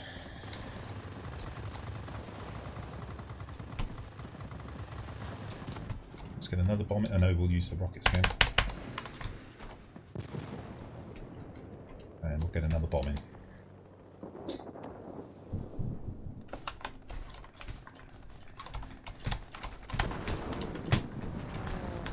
I've actually got 3 targets out of 4 there. I'm not sure which one I've missed out on, but this aircraft will actually sort it out, and I want to because the heavy's coming in.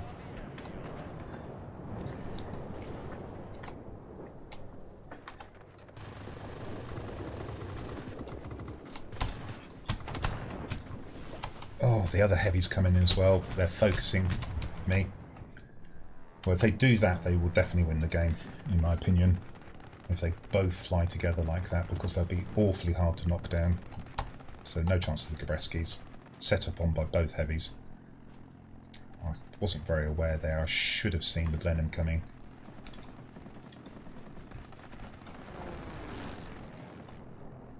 I'm going to have to try and take them down. Blenheim would be my first choice, but it doesn't really matter. Either of them down would be good.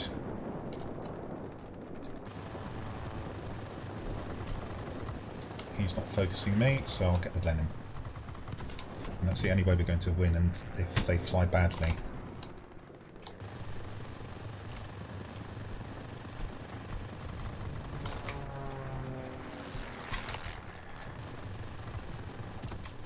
Okay, so that wasn't the best of flying from them.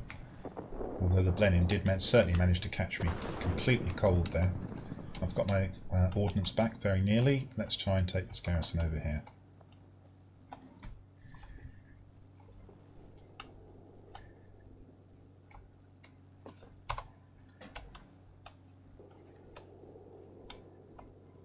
What have we got here? We've got a fair number of aircraft here.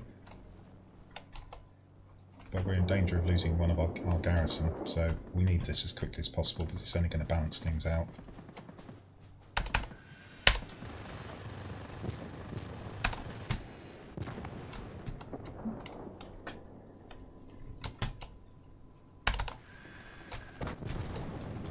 Did that? I was going to say, sure that would have done that. Take out that bunker with the rockets. Okay, we've got this, and it's a jolly good thing because we've lost that garrison as I thought we might. And again, the heavy finds me. What a... Oh, both of them. They are flying together. Well, if I can knock out the Blenheim, that will be a really good thing. I ought to be taking the Hurricane first normally, but this Blenheim is a key player as far as I'm concerned. I'll be happy if I can kill him, even if I lose my aircraft here. Okay, good. Yeah, he is the key player. He's their highest scorer. Let's go and take the garrison back. So taking him down is going to help. Fairly even battle so far. We need to get on top by sectors, and we need to rely on their heavies to fly badly. I don't think he's doing the best job in the world, to be fair. What's best here? Well, first off, best not to get shot down.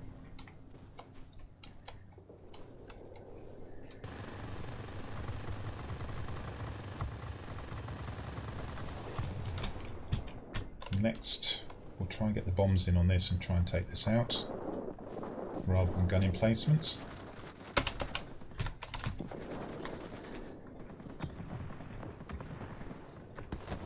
Got it.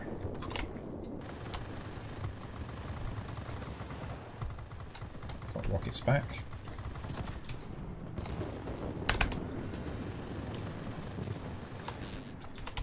Should have enough rockets to be able to take out something else now. We don't need to, but we've lost the other garrison.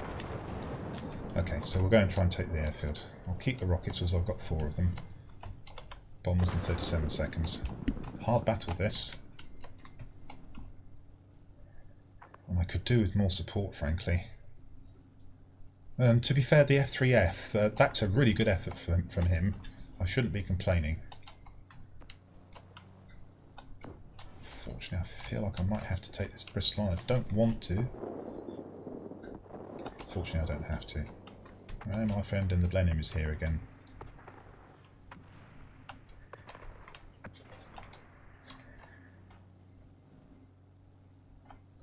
I'd like to shoot him down. Am I going to be given the time to do so is the question.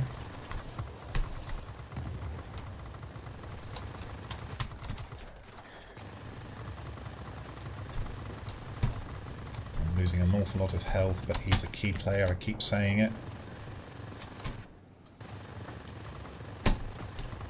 Oh, I was hoping I'd get his wing there.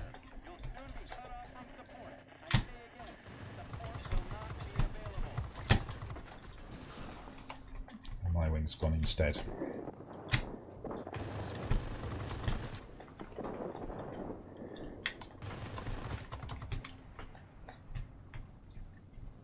Come on, wing, I need you back now. Desperately need this wing back. Come on, come on, come on, come on, come on. How much longer?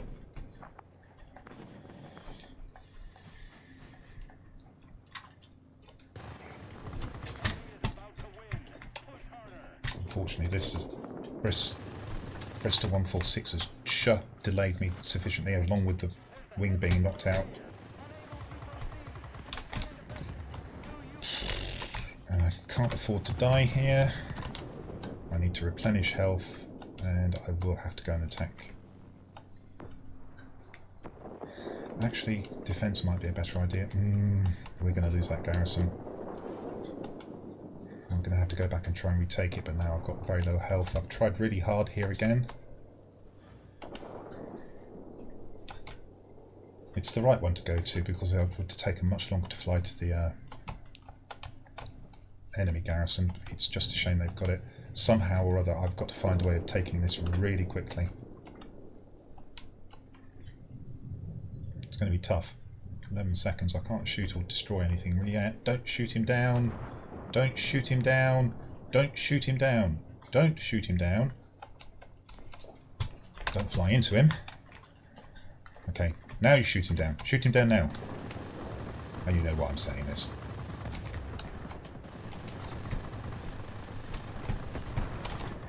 Can't afford to ignore what's on my tail. I haven't got the health.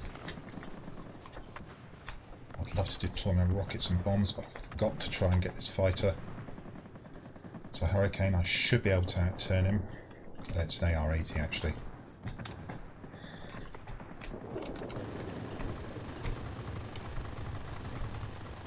If I can get him, we may get the sector we have. Is it too late? It might not be too late, you know. I think we may have done this if we don't lose the sector. Are we likely to lose the sector? Actually, our sector's looking good health. I think we may have sneaked this, chaps. Woohoo! Let's not fly into the bridge, shall we?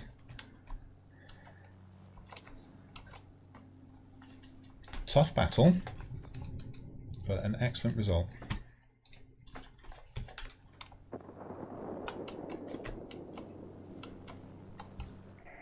Yep. And I was right to keep knocking this guy down, wasn't I? He's got 15,000 points, but because I managed to get him out 3 times, he hasn't had as much of an impact as he might have, and we just managed to sneak that battle. Wasabi, good morning to you. And that was a good win. I'm pleased with that. It's satisfying when you have a difficult battle and you come out on top. But either way,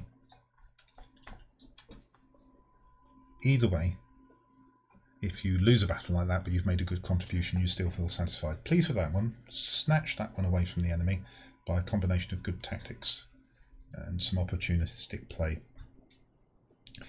We would have lost that battle if the P-43 bot had shot down that ground attacker before the base unlocked. It was that close.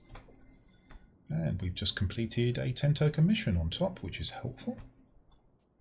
Okay, so we're now going to jump into the Tier 5. That was the premium Tier 4. It's a good aircraft. It hasn't got as good guns as its tech tree counterpart, but it's got much better ordnance. And as I say, I think this is if you've got a low tier aircraft where you're trying to get a Gabreskis, this is a good candidate for trying to do it. So we're now going to go to Tier 5. Lots and lots and lots of multi-roles, but the one that we want to look at is the Yak-7. If we just have a quick look at the tech tree, we're progressing down here, and we're going into the Yak-7. And here's the first of the true snipers, in my opinion. Pardon me. It's all about the hub-mounted cannon. Look at that. You're looking right down the barrel of a 37mm gun. However, it doesn't fire very fast, so it's tap and fire, tap and fire, tap and fire. And you're looking to do damage at nearly 3,000 feet, which is immense for Tier 5.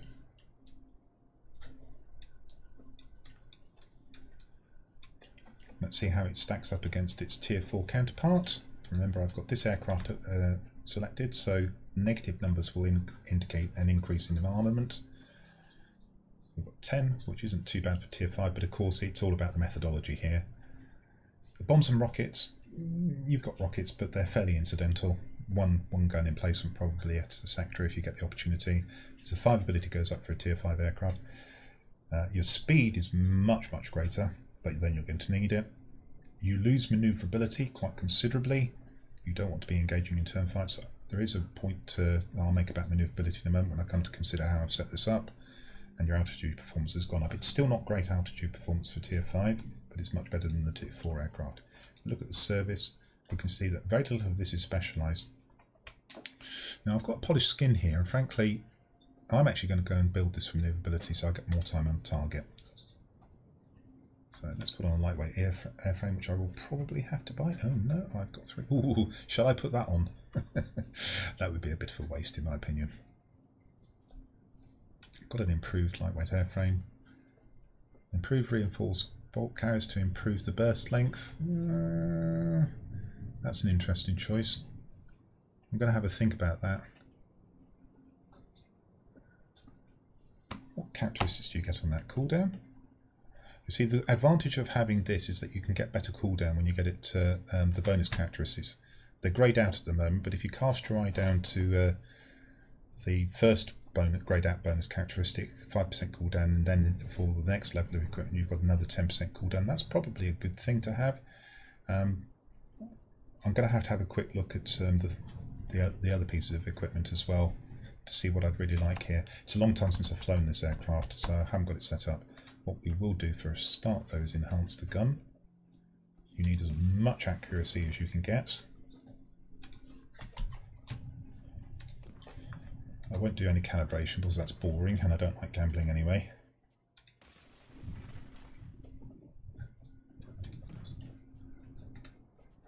We'll enhance the lightweight equipment as far as we can. Thank you so much for that. BFG, Big Friendly Giant, BFG Drifter, whichever it is, thank you for following. Welcome to the stream, welcome to the community.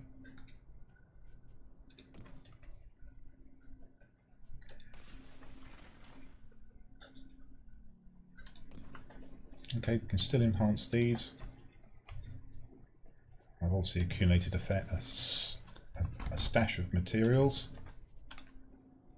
Murat, thank you for chatting. I'm waving at you over the internet. Thank you for being here. Okay. I'm not going to do the same on this yet because I'm undecided as to whether this is the correct piece of equipment at the moment. I'm going to leave it as it is for the moment. But what I will be doing is trying to get the cooldown when I get it to ultimate level, and if I keep this piece of equipment. What are your alternatives? Long gun barrels for range of fire. We've already got a really good long range, so I kind of think that's a waste. But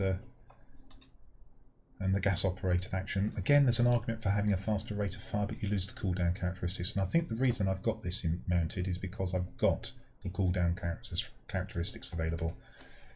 Anyway, we won't worry about that too much. Let's apply the lightweight wing frame, and now we can see that the manoeuvrability is increased because I've enhanced the equipment.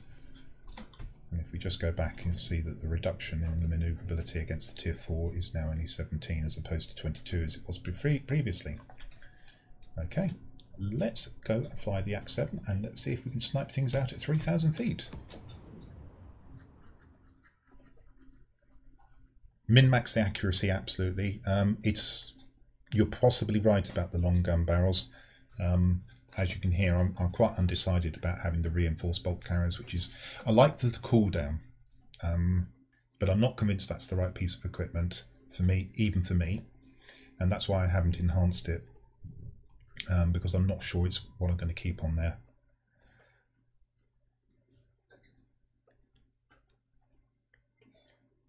Thank you for chatting.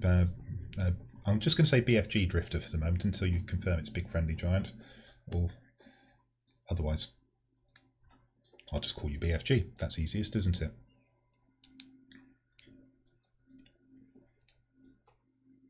Yeah, it's not about the, just to emphasise the point here, the reason I've got that piece of equipment mounted on the guns, it's not about the burst.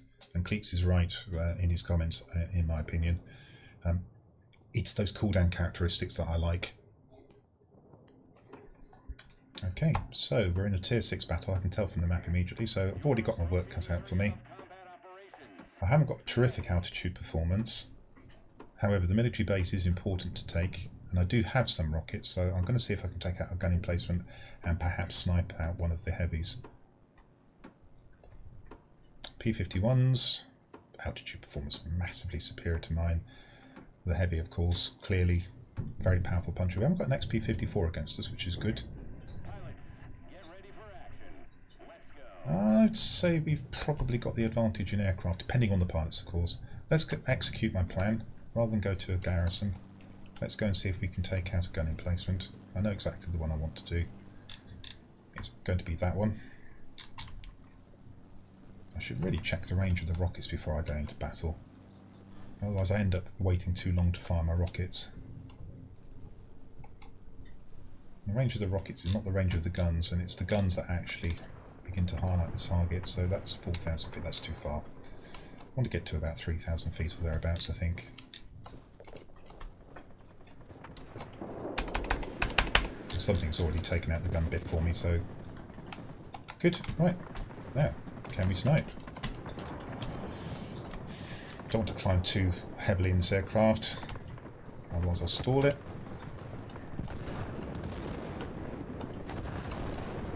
Okay, there's actually no more aircraft to shoot, they've both been shot down. Can I take out a tent? There's a target. Oh, there's an opportunity there.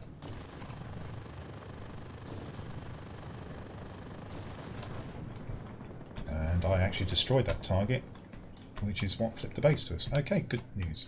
So, first part of the plan has been executed.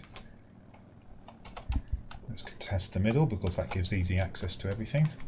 Let's keep an eye on the bomber to see if there is any chance of a shot. We need the harvest boost as well. I'm actually going to keep on calling you BFG because it's quicker. But, welcome along, big friendly giant. Nice to have you along. Okay, I'm going to read that after when I'm less busy, Cleeks, but what I will say, everybody else, well worth reading what Cleeks is writing. I wouldn't say he specialises in this line, but he knows it very well, and it's well worth listening to what he's got to say. I do.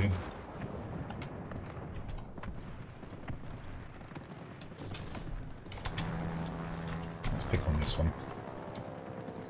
Oh, he moved.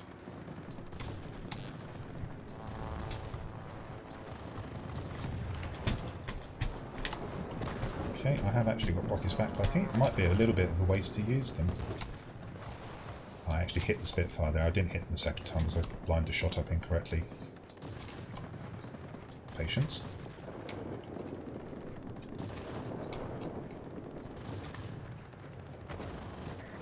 And one thing that is true is it does actually take a little while for you to get used to the guns. And I am amazed that my rockets didn't destroy those bunkers. I can't have aimed them properly. Okay, we've got it, and now let's go and contest the military base. I'm not actually getting to see a lot of the gun work at the moment. I'm shooting, as usual in these aircraft, it normally takes me 1 or 2 games to get it going. And all of the aircraft have got subtly different leads, which makes it difficult. That I should be able to hit. That's closer though, and that's a bother.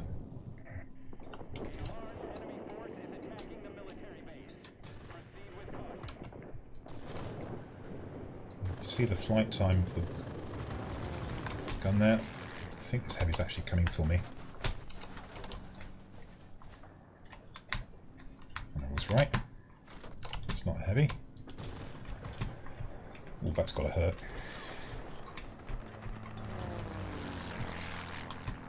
Okay, well, I'm not sure what diving at me does.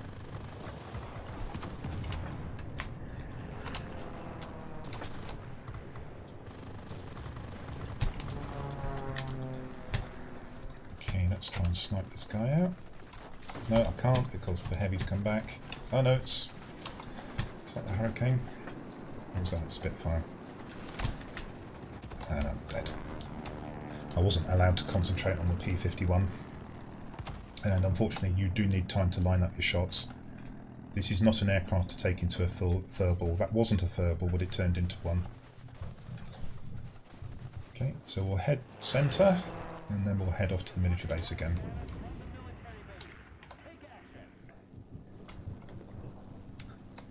And this battle, it just so happens I'm not really getting to demonstrate what this aircraft can do. I've put in a couple of heavy shots, but not consistently. Because my team's so good, I'm not really likely to get many more opportunities, I suspect. but we'll see.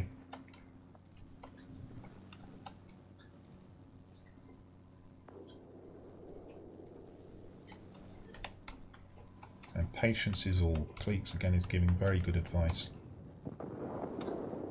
If the enemy can hurry you, and I got hurried there, you won't do well in this aircraft. You just have to concentrate really hard.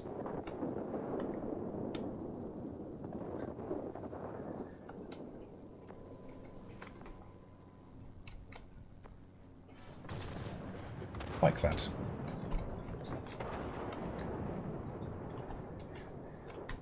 There you got to see quintessential Yak 7 work.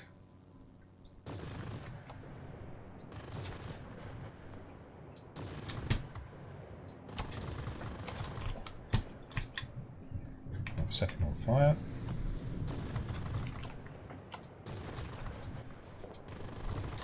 Bloop.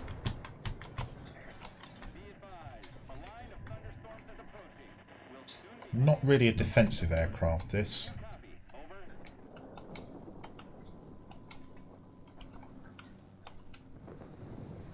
As I say, it's definitely not a dogfight. I think I can see a heavy coming towards me. I could shoot him, but because of the weaponry on a heavy, I'd rather evade and get behind if I can. Of course, I've got...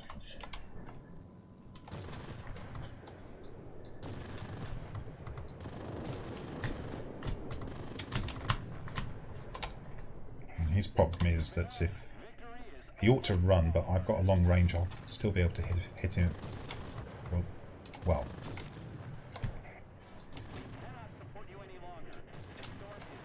There we go. I was actually shooting just above him, and there's no... the bullets don't drop off here.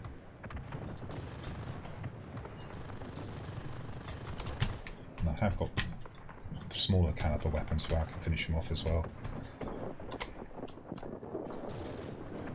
There you go. Long range shot. Bloop.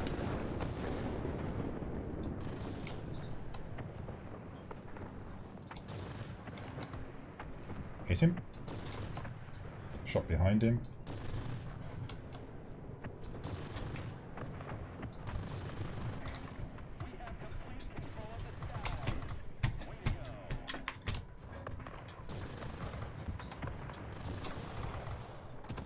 Boom. And now, I'm pleased to say, towards the end of the game, you got to see a little bit of what the aircraft can do at range, if you're very careful. Now, there is something called auto angle on guns. And you're probably not going to worry about it too much when you're in something with fairly short range weaponry, but it becomes really critical. And I'm just going to go off to a resource called 3D Game Models. And I'm going to look at the dispersion on this gun, if I can. I'll give you the link to 3D Game Models in chat in a moment. Unfortunately, you need an account, and I think you have to pay. Yes, will the chat be in the YouTube video? No, but the VOD will be up for 60 days. Okay, so 3D Game Models there. Unfortunately, you need a paid account, I think, to see the tier 8s and tier up, but you can see everything up to tier 7. So if we go to Russia, and we look at the Yak 7 multi-role. Here we go. And the top gun is the 37mm. Dispersion angle on this aircraft is about 0.15. Now, I'm not going to go through the maths of what that actually means, but I'm going to tell you that, for instance, on 23mm cannons, the dispersion angle is normally about 0.55. So what World of Warplanes does for the snipers is it gives them a much better accuracy on the gun.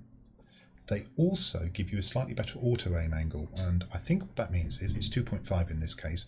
It means that if you're within 2.5 degrees of the optimum shooting point for a far-off aircraft, it will automatically correct it for you, and you will hit. Typical auto-aim angles are about 2 to 2.2, so the game actually helps you to aim these long-range cannons. Okay, so bear that in mind. And don't be too daunted by shooting at 3,000 feet, 3,400 feet, 3,700 feet. The game is helping you. Oh, thank you very much. The light blue. It's as close as I could get to RAF light blue. It's probably a little bit lighter. I've been tending, for instance, on my YouTube channel. For those of you who don't know, this VOD will be going up on the YouTube channel, provided I don't make the mistake I did last time. Oh my god, I flew the tier 9 twice and the tier 10 not at all. And I'll chapterise it so you can see where the multi-roles start and finish. And I think it's about time we went to the tier 6, so let's get to the tier 6. Okay. Again, quite a few aircraft there. There's the Yak-5 I've just flown, and it's superseded by the Yak-9. And instantly, something I want to point out to you is this is all gun and no ground attacking capability whatsoever. There are no rockets on this. Okay. You've got only one 12.7mm, so it takes you a little while to finish off anything at close range. You want to be hitting it with a massive 45mm cannon, which you are staring down the barrel of right now. Okay. And again, I probably haven't set this up the way that I want it.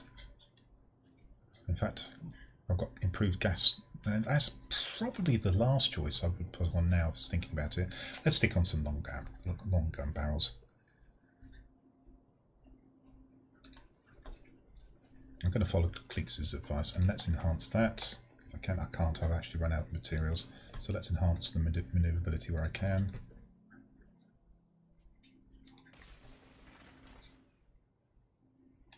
Oh, I'll have to buy in more light blue stuff, Hemphead.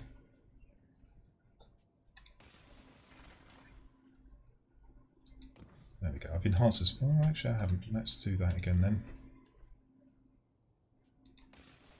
I don't tend to actually enhance my low to mid tier aircraft. I normally reserve that for the high tier aircraft.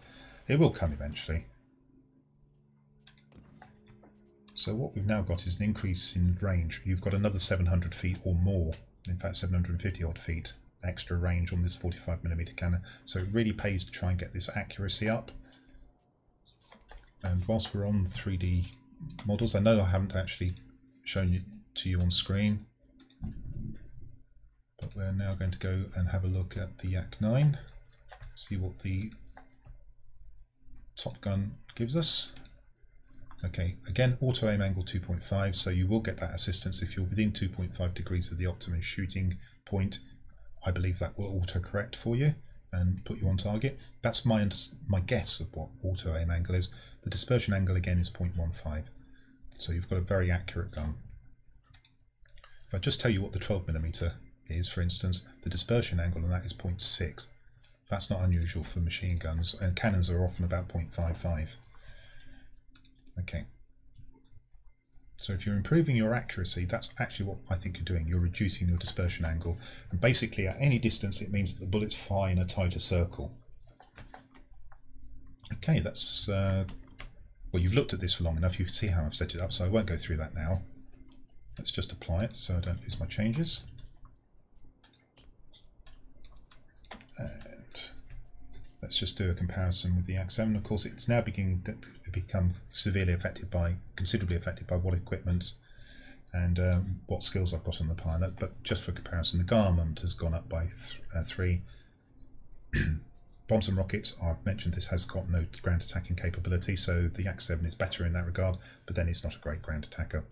Survivability has gone up because it's a tier 6. Your airspeed is considerably better, especially as I've got a polished skin on this, I think, from the looks of things. Manoeuvrability is actually slightly worse given the layout I've got. I haven't been able to improve the lightweight power unit yet significantly, but pretty much the same sort of manoeuvrability. The altitude performance is slightly less, interestingly. Not sure why that is. That'll be a factor of the equipment I'm running, I would think. But basically you're going to try and, now there's no ground attacking capability here, you're going to be trying to snipe, and only snipe, and at greater range than the Yak-7.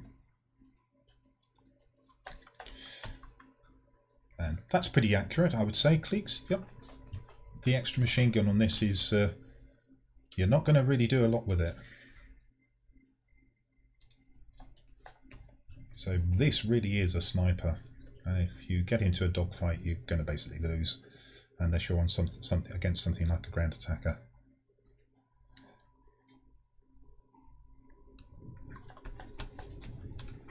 Okay, on top tier, they have an XP-54, a bomber, and an A6M5. They have the perfect blend of tier 6s for this map. They've got another heavy and a ground attacker, and we have all turn fighters plus me. Okay, they're all specialised, but if the enemy flies their aircraft well, they've got a massive advantage. I'm going to go off and try and take garrisons. The airfield is not for me. Not initially, at least.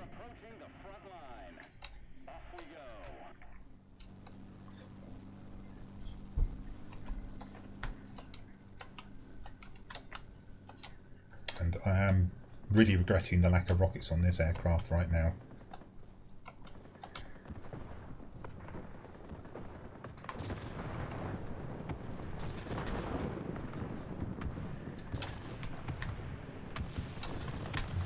That was me. 2 good shots in there. Missed the one at the small target, and here's the problem. They've now been able to address me. I'm going to ignore that one and try and shoot this one and hope something takes the one off. That's an awful shot. That's a bit better. That's perfect. Weave about. Okay. Yeah, we've lost the airfield despite having all those turn fighters. That's interesting, isn't it?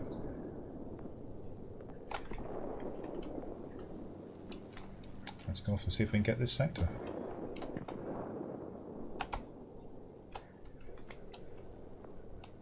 Okay, I think it'd be good to try and take the bomber out.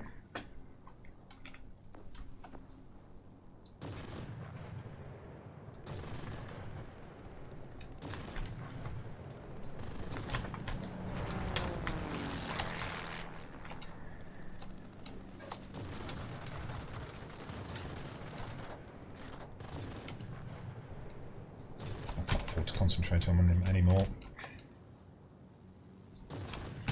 and I can't go directly up at that.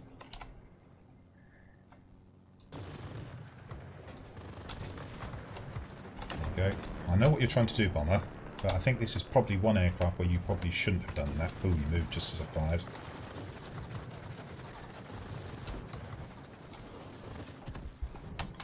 Unfortunately, they've got lots of aircraft coming in behind him, but I've severely damaged the human. Oh, he's still going to take the sector. Unbelievable. Still, we have got the this garrison over here. It looks like my team have decided they want to do garrisons as opposed to the centre. That's not necessarily a bad thing, but unfortunately, we need to also do a bit of defending. Amped, thank you so much for the 100 cheers. You're extremely generous. Thank you so much. That's too high for me. I want to get this guy out. But I think this A6M5 is probably going to do it for me. Okay, I'm going to turn my attention to trying to take this. He's going for repairs. I was hoping to kill him before I get repairs.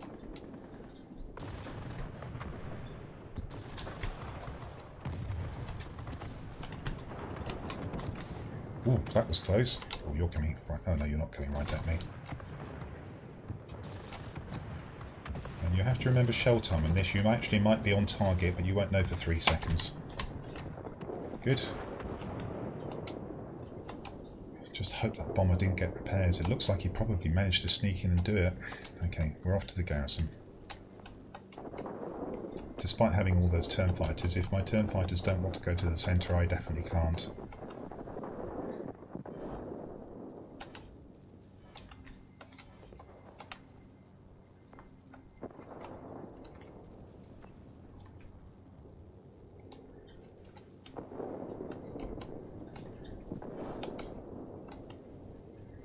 Keep losing sectors. The enemy is obviously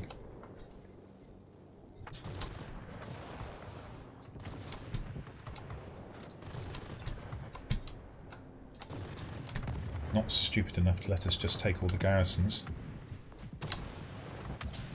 Okay, that should have taken half his health. Didn't want him to take my engine there though.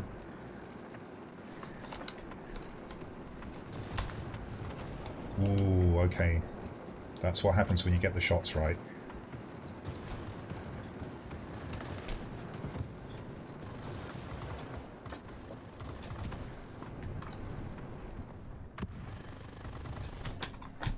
fire, and we have it.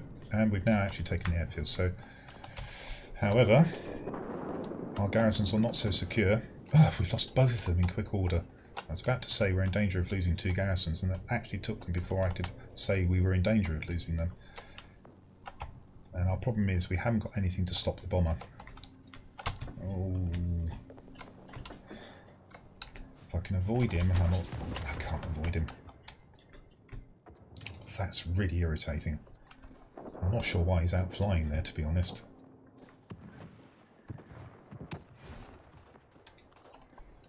Let's go and try and help take this garrison here, even though this one's a bit nearer. Or do we? Do we rely on them to take it and I'll go and try and take this one?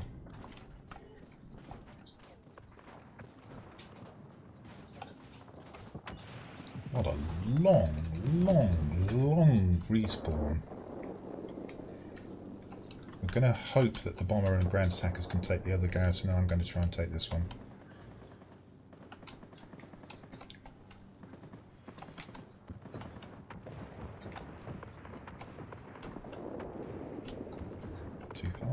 Too far. Looks like he's in range, but he's not. That was actually coming towards me. Got that one, but my teammates didn't take the other garrison. Quite irritating. Do I stay to shoot at? Probably the wrong decision. I'm chasing a heavy. Take the other garrison, guys.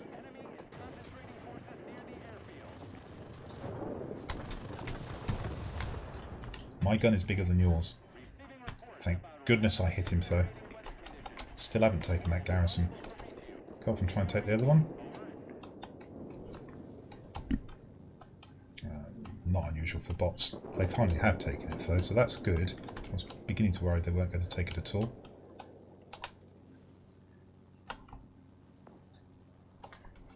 Smack the XP-54 in the face, which is just as well, because I hadn't smacked him in the face. I was about to lose my aircraft.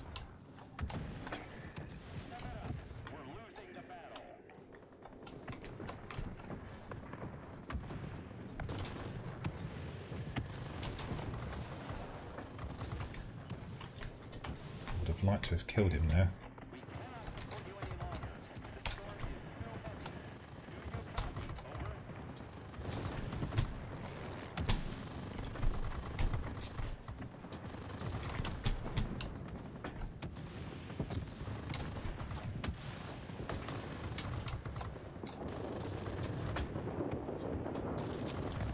Good, but again we've lost another garrison.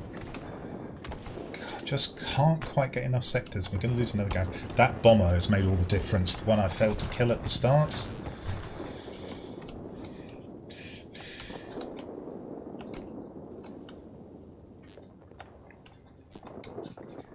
If that's him, I want to try and take. It's not him, unfortunately.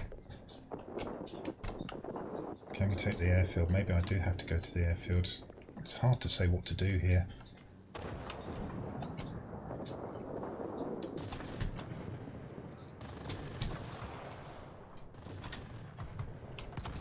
Good.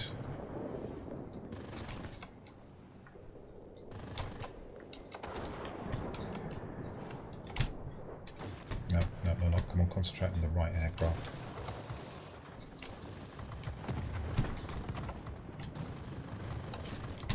Oh, how did he survive?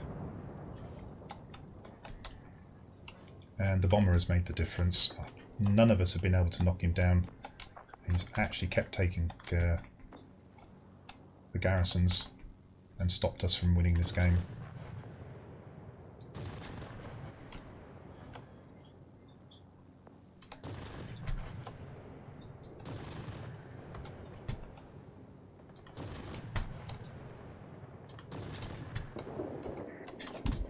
Well played the bomber. It's a shame I didn't get to knock him down at the start. They also had the XP-54, of course. 4 term fighters in that circumstances. We really needed a heavy in order to combat the XP-54 and the bomber. Term fighters, as I suspected, have proved not to be enough. However, you got to see some really good sniping there. So, a good effort, and the Yak 9. jolly good plane. I actually quite enjoy it. Probably going to run out of ability to specialise, enhance the equipment on the next one, which is the Yak-9U, the Tier 7.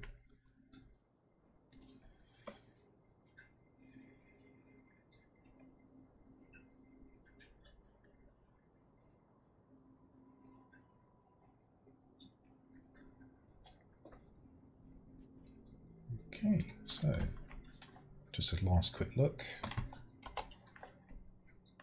I think that's quite a good looking aircraft actually. I'm just going to get an app up. It's not running currently. It is running now. Let's see if this works. There you go. I know it's a bit grainy, but there's the 45mm. Okay, let's go and have a look at the Tier 7. And it's the Yak-9U. And something I haven't been doing, but I have now on this one, Marksman 1 and 2, which is what you really want on your pilot skills, beginning with the Yak-7 for sure. And you can see I've also got improved gas. I think that's the wrong equipment now. Let's go and put some, the rate of fire. I'm going to leave it on, but I would definitely change this. If I could enhance them, I'd put on the long gun barrels, but I'm not going to. Because I know I can't enhance it. I will just do the airframe as I can. Bebenaki! I hope you've had a lovely stream and thank you for your raid, and welcome raiders to this stream of World of Warplanes. I'm in the middle of a Tech Tree showcase. You've just joined at the tier 7. Raven to Wolf, what? World of Tanks, I'll take that. Thank you so much for the follow. How kind of you. And Bebenaki is a super streamer, plays World of Tanks, very dedicated to the game. Her enthusiasm is infectious. In fact, so much it's almost enough to get me playing in the game again, and that's saying something. Bebenaki, thank you so much for the raid. Welcome, welcome. And to everybody who's just come across from Bebenaki's stream, good morning to you. I'm in the middle of a Tech Tree showcase, so to speak. I'm flying the Soviet multi-roles from Tier 1 up to Tier 10. You've just joined as I'm about to play the Tier 7. And it's all about the guns. Let's have a look at this. Another 45mm. Now you've got two 20mm, so significantly better secondary armament. You can take down aircraft at close range with these. Going to the service, you can see gun sight, unsurprisingly, lightweight airframe, lightweight power unit, which I haven't enhanced. This is the wrong choice of equipment, but because I'm lacking materials, I'm not going to take it off and put on what would be long gun barrels. Single seat fighter again, fire extinguisher. Therefore, pneumatic control assist for a little bit of help in a dogfight if I happen to be against, say, another one of these. Emergency control system for repairing the wings or the tail. Engine cooling for 10 seconds of extra boost, and universal ammunition. Just have a quick look down the barrel of that 45mm, same as the last time though. Range is 3,443 feet this time. Go to the 3D game models very quickly. That's off screen. You're not missing anything. I'm doing this quickly. Just to confirm, Top Gun 45mm, auto aim angle 2.5 and dispersion angle 0.15 again, so you're very accurate with this gun.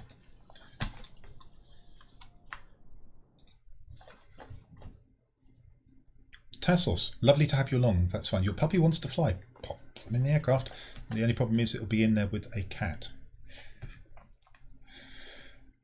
Where were we? Looked at the aircraft, we've looked at the servicing, we talked about the dispersion, we talked about my setup, pilot skills. Just to reiterate, and I haven't done this, but I should have, you need to get your Marksman 1 and 2 on these as quickly as possible. Probably at the expense of even aerodynamics experts. So as soon as I've got a free skill point, it will probably go on to there, take this off and put this on, or possibly take that one off and put this one on. And that's what you should be concentrating on. Everything on the accuracy for the snipers. Let's get into battle. The Yak-9U. 45mm, it's big. And that's not as big as they go, and paired as we go up, you'll see 57mm. The Tier 10 has a pair of them. So if you hit with those, for the World of Tanks comparison, we're talking Death Star.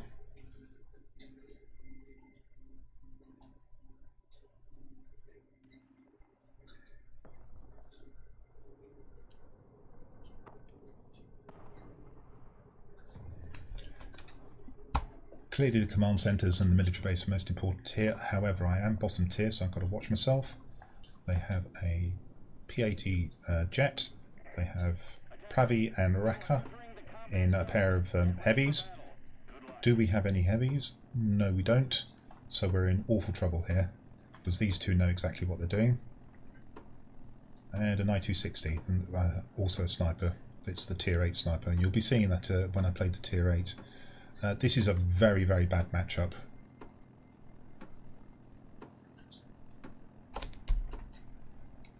I think the chances are that this will be an enemy stomp, and I may have to play this aircraft again.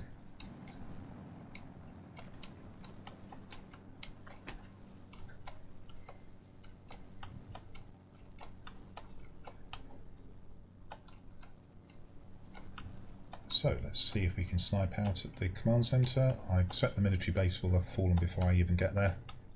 In fact, it may even fall before we get this command centre. Such is the ability of Pravi and his friend in their heavies.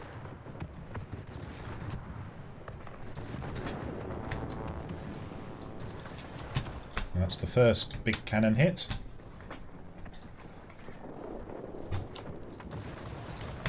That's on fire, so we'll leave that.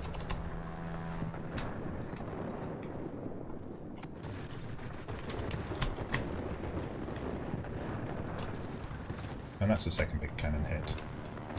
But the problem is we've actually shot out all of the aircraft here and we haven't taken the sector. I've got to avoid the flak. Now we've got it. Military base hasn't fallen yet. So we're going to go round this cape or the island. Is it an island? It's not quite, it's a mainland. It's like a bit like St. Michael Mount in Cornwall. And I'm not surprised to find that the two heavies are here. My only surprise is that they haven't actually done more already. Watching my team and they're not coming through the sector, so I can't go in there on my own, not against two heavies. So we're going to go off to the airfield and then we'll try and make our way to the command centre. I think the military base is probably going to fall the way my team is lined up. That's a mistake, but there's nothing I can do about it and I need to stay closer to my team. The military base will now begin to start turning everything around. Yeah, you see the ME-209A ought to have been contesting the heavies, but he may very well have the same worry that I have, that they're just too much for him.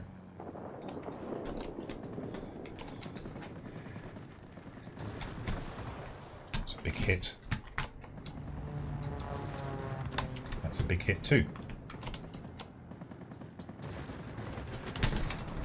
More manoeuvrable than the I-260. This is the wrong place to be fighting, but it's where the fight is at the moment.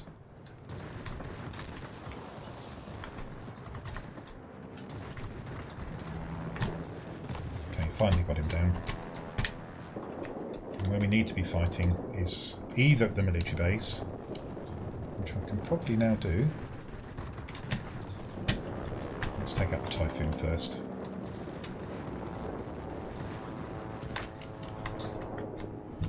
Or the command centre. I'm going to go to command centre because... No, let's go military base. It means we're going to have to try and shoot out the heavies, but the military base is of more value to us, so... And they're low. That helps me.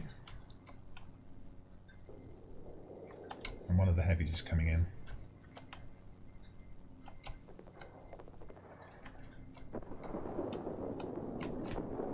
He's seen me, he's come straight for me. And since there's a lot of bad blood between me and Pravi and his teammates, I'm not surprised he adjusted to come straight for me. He also got my tail, which was frustrating.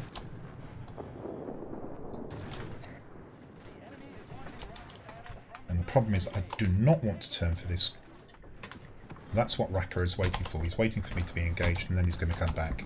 That's exactly what he did. He refused to engage until such time as I had to turn my attention to the defence aircraft. And despite the fact that and it is turning into the rout now. We've been competitive for a while, but these two guys have gone down. We've not been able to take the military base, and the heavies are now dominating the battle, which is exactly what I expected.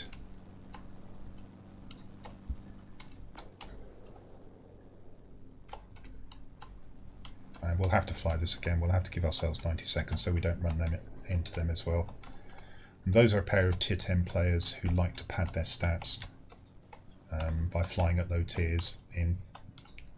Normally it's a heavy bomber flight. Today they're in 2 heavies, but that's probably as good when you get top tier.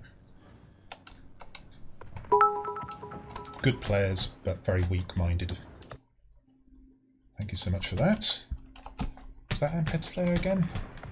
So I should concentrate on the battle. Bloop that. Bloop that.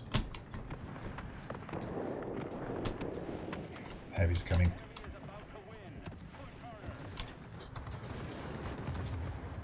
I can't believe I didn't destroy him there. Oh, I may have. Yes, I have.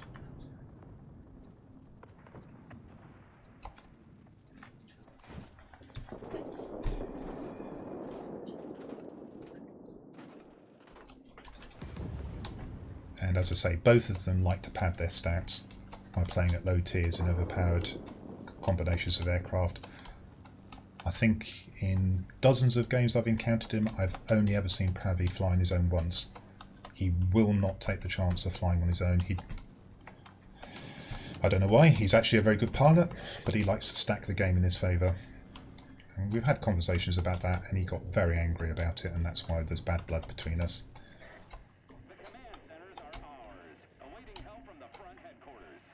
Basically, he takes the view that if you can rig the game in favour of yourself, that's exactly what you should do, and I take exactly the opposite view. If you're a good pilot, you shouldn't be doing things like rigging the game in your favour. You don't need to. It's roughly, and I'm going to say this very roughly, a Western attitude versus a Slavic attitude. And I say very roughly because there are plenty of Westerners who will try and do everything to bias a game in their favour, and there are clearly Slavs who take the honourable course. Here he comes again.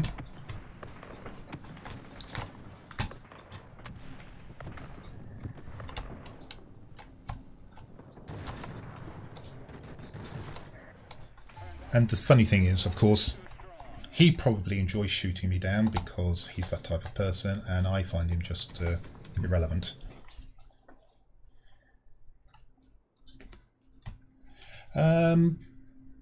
I think I had a good enough game there. You actually saw me bloop several aircraft, so I don't think I am going to fly that again.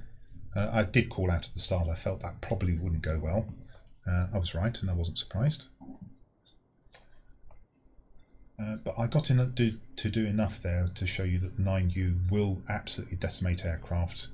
For instance, I took out the near full health Hornet with 2 shots, although I had to rely on a fire to destroy it. And you saw me destroy several air defence aircraft in 1 shot. So you have seen the capabilities of the aircraft, so we will move on. What I was fearing is it might be a battle where I got to do maybe 1 or 2 shots and we got wiped off the map. In fact, we were a bit more competitive than that, and we gave them a run for their money. So let's go into the tier 8. And now we're into the first of the jet aircraft, but don't get too excited. It's a fairly lumbering beast for a jet aircraft. If we look at the gun armament, again we've got a 145mm cannon and surrounded by a pair of 23, so quite a similar but more powerful layout. 456 cumulative damage. Again, you should be working to get Marksman 1 and 2 on this as fast as possible. Just to illustrate the point, let's actually reset the skills on this one. I'm going to be left with an odd point, but just so you see what my viewpoint is, reset for credits and Marksman 1 and 2. That's what you should be aiming for if you can. And as soon as I get another skill point, I will probably put it on aerodynamics. You could consider putting it on Engine Guru. Okay. If we just look at the kit layout, gun sight again. I can enhance that, so I will. I'll get that enhanced as far as possible. Probably will be this and no more. Yes, I'm right. Lightweight wing frame and power units. You could build it for speed. It's not very fast. It's not particularly manoeuvrable. The thing about manoeuvrability, though, is I think it gives you a bit more time on target, and I think that's probably useful with this kind of cannon. Improved. I seem to have gone for rate of fire all the time on these. Have we got any long barrels? I might save those for the I-215. Didn't realise I had those. Let's put on the long gun barrels with this. And enhance them. That's good. We can enhance the wing frame, so we will.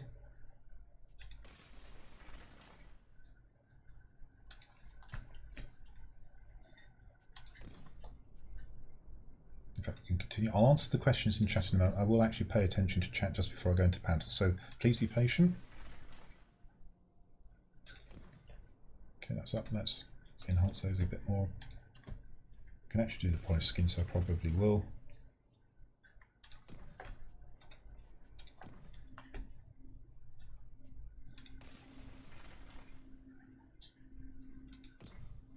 Oh, gosh, we can do even more there. Let's carry on then.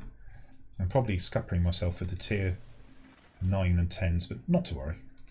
They all have to be done eventually. So, gun sight.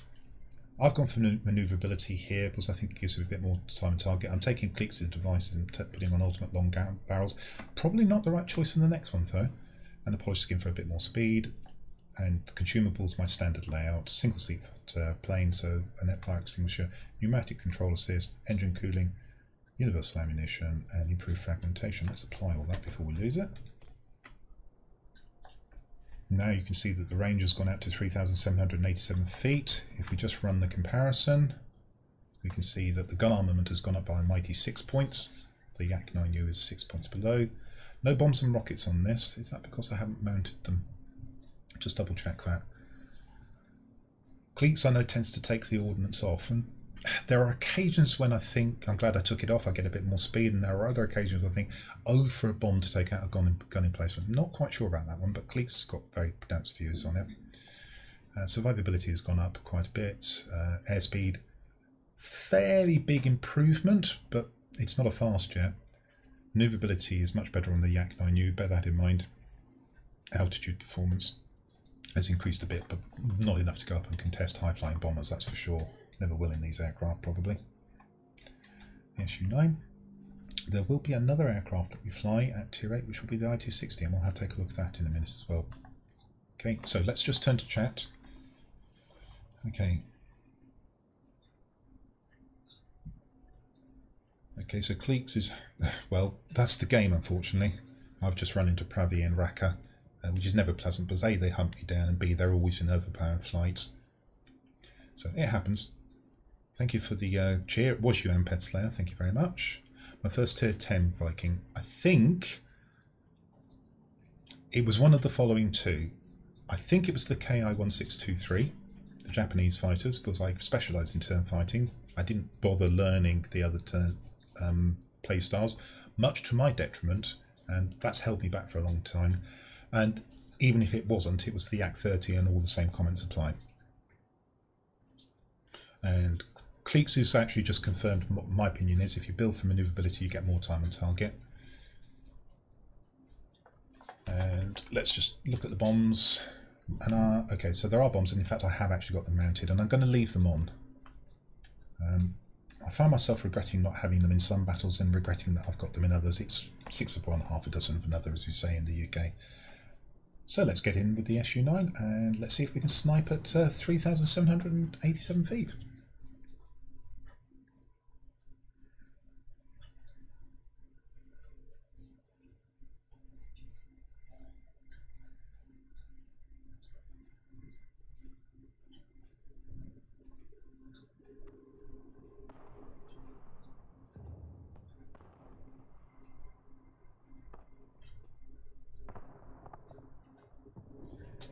And thank goodness for map variation.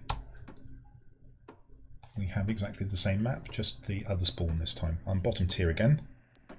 They have a Junkers 8287, which will probably be too high for me, and one of the new Antonov M Mashers, which is much more manoeuvrable than me and will be quite hard to hit if it manoeuvres about. A Grand Attacker and a Pancake. We have a lot of specialised aircraft, including a Vampire, which will certainly be competitive with the Antonov. The Yak-19 will definitely outmanoeuvre it. We've got a much better layout of aircraft here, I think. In fact, so much so that I may actually have trouble getting anything done.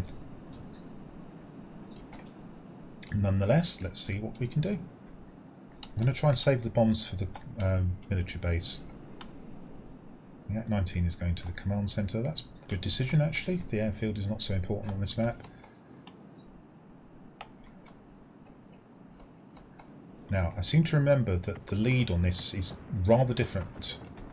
And it's going to take me a little while to get it in after the Yak-9U.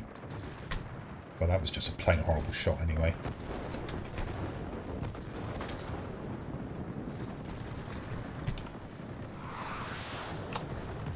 I got it. That was mine. Let's avoid flying into my colleagues. Yep, definitely got that. Blooped it. So you saw it disappear as I hit it. So we'll save the bombs for the moment. We'll try and take out the air defence heavies or a bomber if it's low enough.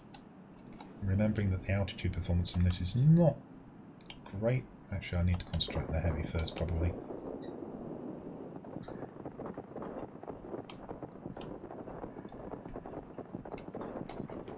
Maybe not. We're all just a little bit too far out of range at the moment. Oh, this isn't.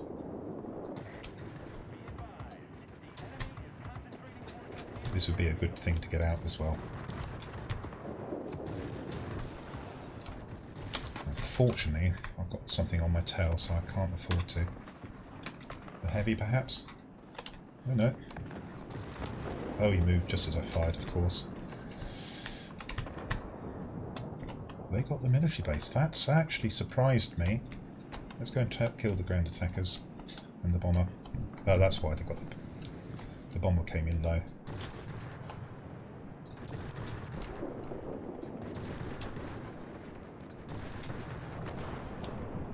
Okay, well I was hitting him, but I didn't get the big shot in on him.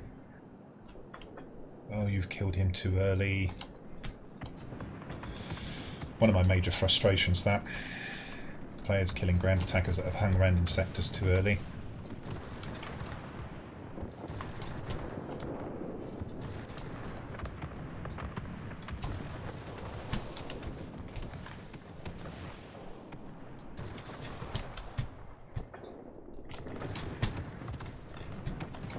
Right. Oh, I was about to say it's time to use the bombs, but we don't need to. We've got it. And it's time to go off to the other command centre.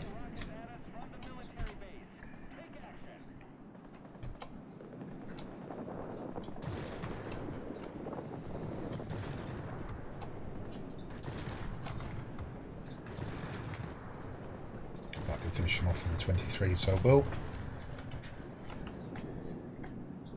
That's been killed. Let's get off to the command centre.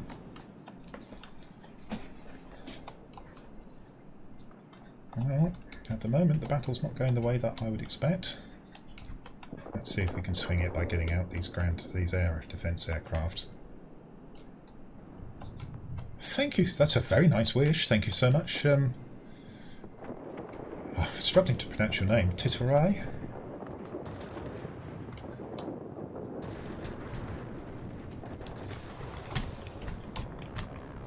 Just had time to do that. Yeah, I can actually go after this. Probably should. I was saying we probably shouldn't. Unfortunately, I don't have to.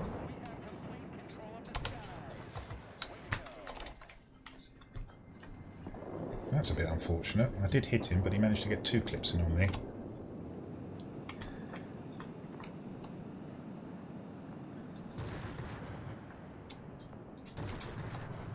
Too little. Oh, got him then. There you go. And now the aircraft, the battle is beginning to go the way that I would expect. What do we need to do? SU-9 there. Don't want him to be coming head on at me, but oops, I've got very suddenly. Okay, my game is just actually. I think I'm about to get disconnected. Actually, I've got no control. Please come back. There it goes. Fortunately, it's come back to me. Don't know what that was. Probably my wife uploading a document.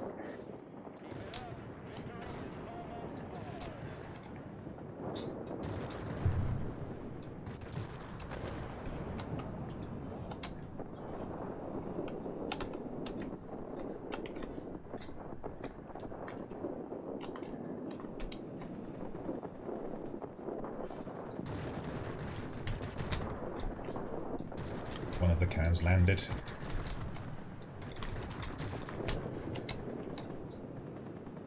Thanks for flying right across me. Okay, I think I got him a second time as well. Ooh, they've actually got both command centres. Okay, well maybe I can get to do something at this command centre and maybe I can drop the bombs. In fact, you know what, I am going to drop the bombs. Just so you get to see what they can do. 1, 2, 3, 4, 5, 6. Come on, come on, come on.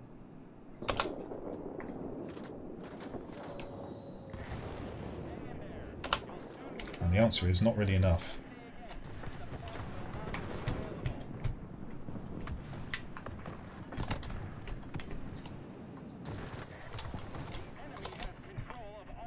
Oh, you are joking. How on earth have they got superiority? Okay, so fortunately I came to the right place because I've been able to flip this sector and that's won the game for us. Goodness gracious, that was a bit of a fright. Okay, so you got to see the Su-9. You saw plenty of good sniping there. You saw that the bombs aren't really much more than for gun emplacements. But I'm pleased with that.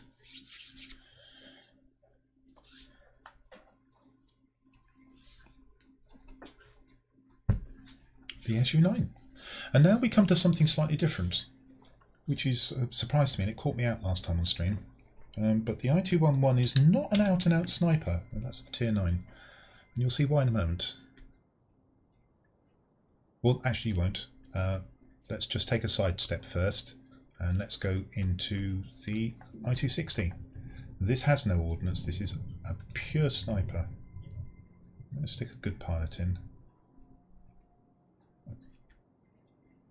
Don't think I've got anybody apart from... Well, actually I might stick the Su-9 pilot in a moment.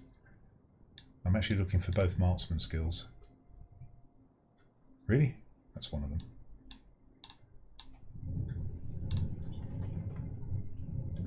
Okay, now let's put the I-215 pilot in. That's both marksman skills and the aerodynamics expert, so that's good. Okay, so bearing in mind I've got a better pilot in this than I have with the Su-9. Gun armament with the I-260, and here we go. I think it was Amped who's going 45mm cannon. Wow! Here's the first of the 57mm. 3,772 foot range. I've already checked the auto aim angles for you, but I'm going to tell you now. I happen to know, I'm pretty sure I'm right about this.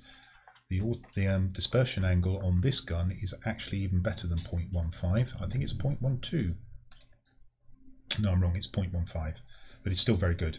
And the auto aim angle is still 2.5. So you're accurate. I've got both marksman skills on here. It won't surprise you that in terms of setting it up, I have a gun sight, which is ultimate but not fully calibrated.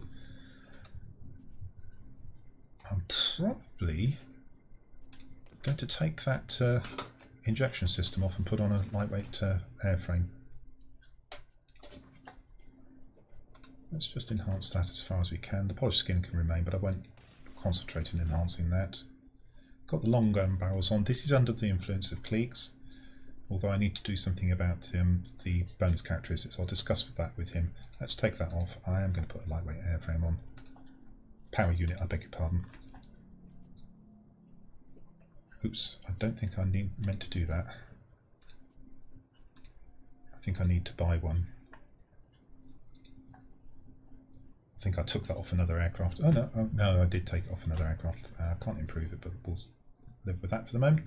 That's enough setting up on that. Let's just compare it to the other Tier 8, the Tech Tree one.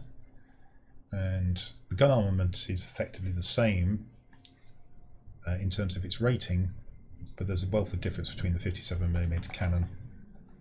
I'm actually getting to do 180 damage per second with that.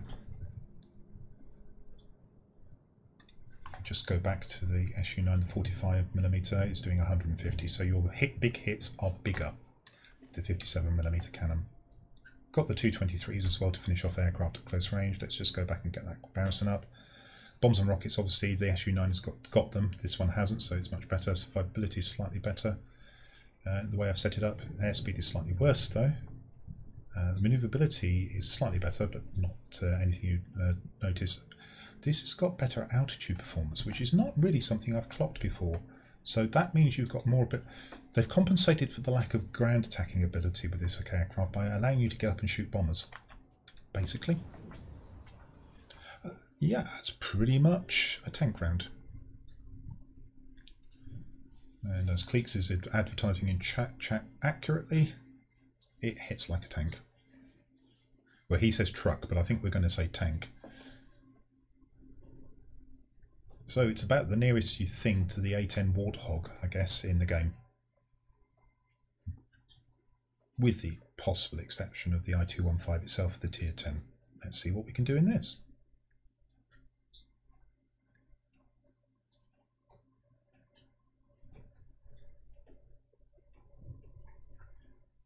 And just while that's taking over, excuse me for a second, I'm going to go and get myself a drink.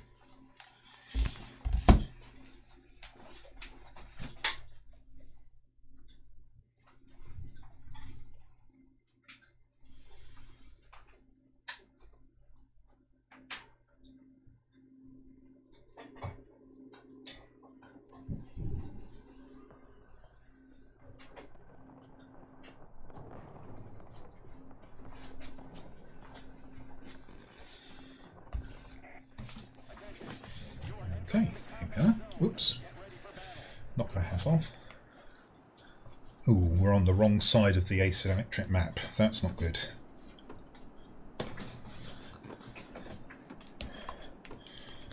And I always like to be in a fighter on this map, or a heavy, so I can contest the airbase.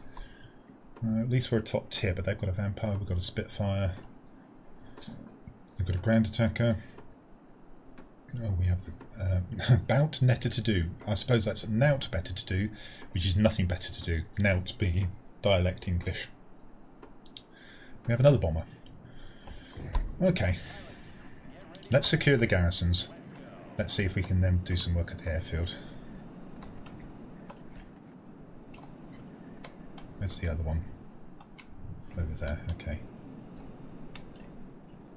He's actually...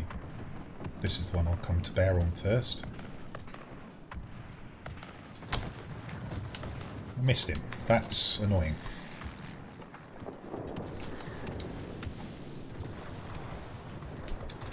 Use the 23s.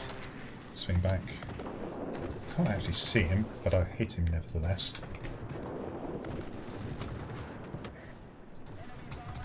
Blooped. Okay, so we've got both the garrisons, so let's go and have a look at the airfield. And we'll use the altitude performance.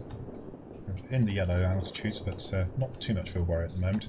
Better to have the lack of performance, but the height advantage, in my opinion.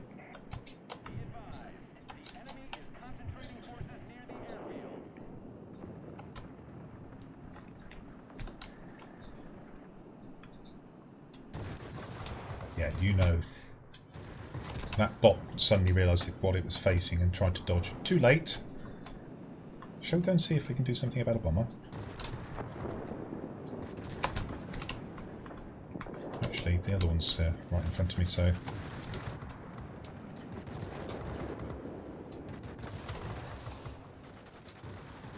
Glorious. The other one's down. I'd hit him anyway, so...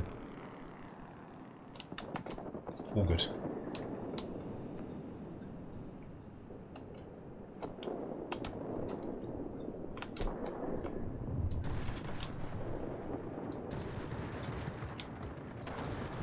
Oh, they've got it. That's a shame. And what's even more of a shame is I didn't actually hit the A7. Let's go off and try and take the command centre in that case. Oh, actually, I may have hit him for half his health. I may have landed one shot there, but I was expecting him to blow up. I didn't actually get him. Oh, he moved just as I fired.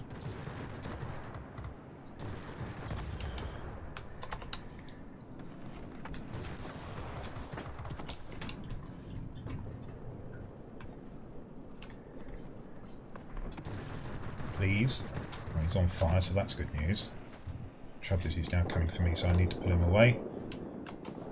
ask for help. I'm not going to bother repairing, I'm just going to keep pulling him away. So I've now pulled him far away from that sector. Sadly, I've only got one aircraft attacking there. We need to do some work here, try and protect the garrisons.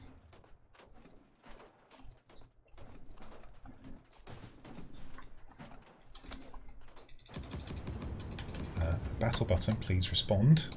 That's very frustrating. Can't tell you how frustrating I find that when you press the battle button and nothing happens. That's the bombers. This one's closer. Let's see if we can snipe this one out.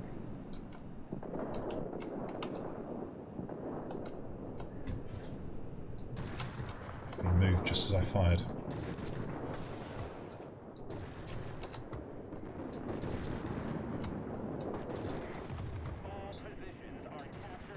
How on earth did they get the garrison?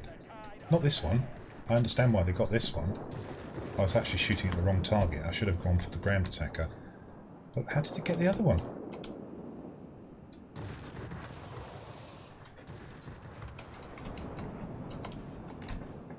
Okay, I'm a bit disappointed actually. I thought we had the better aircraft for this battle.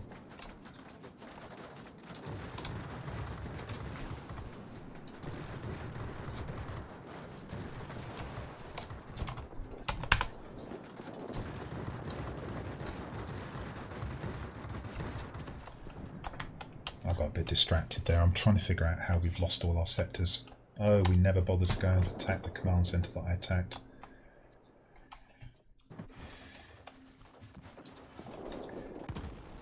Yeah, my team is concentrating on the wrong sectors. Okay, let's see if we can try and get haul this back, but we're in a bad position now. A really bad position.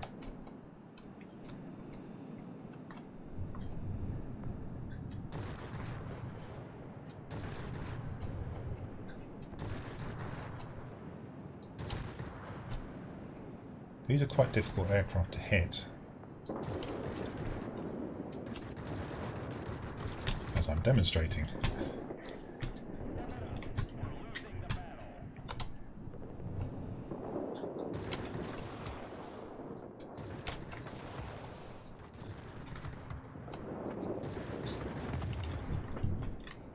Okay, got that one. That's nearest.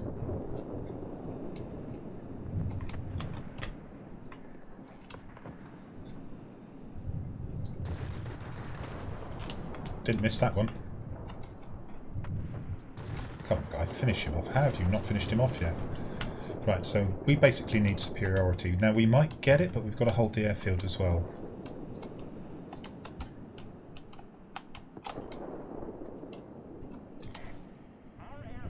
And we've lost the airfield. No, I think this game's a goner.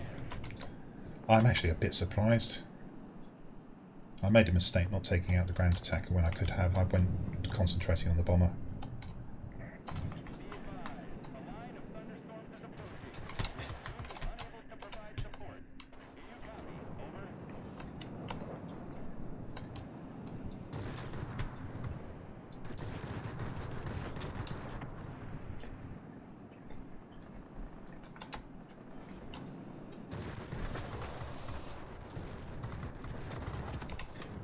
And we haven't taken that garrison that I thought we were going to take. I didn't go there deliberately because I thought we would take it.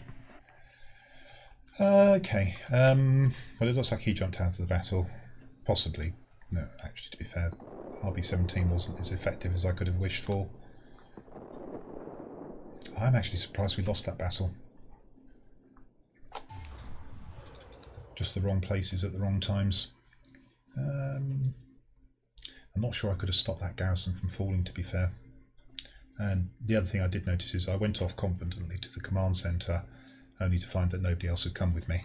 So that was a bad sign. So the I-260, in the right battle, you saw me blooping away quite nicely with the 57mm cannon on occasion there, taking out a bomber, some air defence aircraft in one shot. Just the teammates weren't quite up to snuff there, but you saw what that can do. So I think it's time to move to the Tier 9. And what have we got here? Well, something different, really. It took me a long time to realise this. But the armament changes between the Tier 8 and the Tier 9 before reverting back for the Tier 10. So let's just have a look at that armament now. You've got three of them, 37mm cannons. You've gone down from 45mm to 37s, or indeed in the case of the I-260, the 57mm cannon, but you do have three of them. Cumulative damage is still only 496, and if we just have a quick look at that for the Su-9, it's 452, but if we look at the I-260, I think it's the same. No, it's not, it's 430, so you have gone up a bit. Your range, massive 4,261 feet. If I hit anything at that range, I will be surprised, but the auto-aim angle is probably worth just checking. So let's go and do that. The I-211, top 37s. Dispersion angle's gone up, not surprisingly because they're 37s to 0.2, overheat time 5 seconds, and I'm mentioning that specifically because there's a clue here, and I haven't got the information that I need on the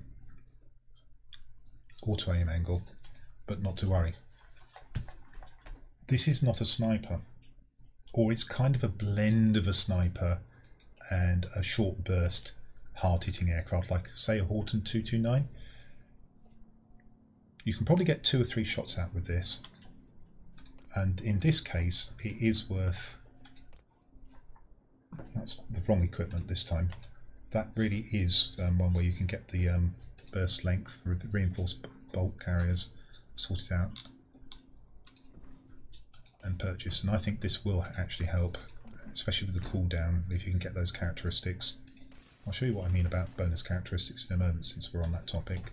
Let's see if we can get those fully enhanced.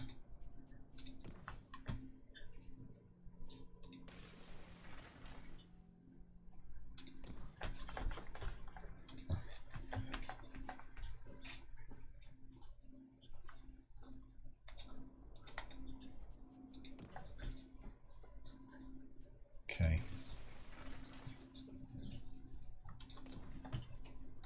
I won't bother with the polished skin, so let's just look at the layout. Gun sight, of course.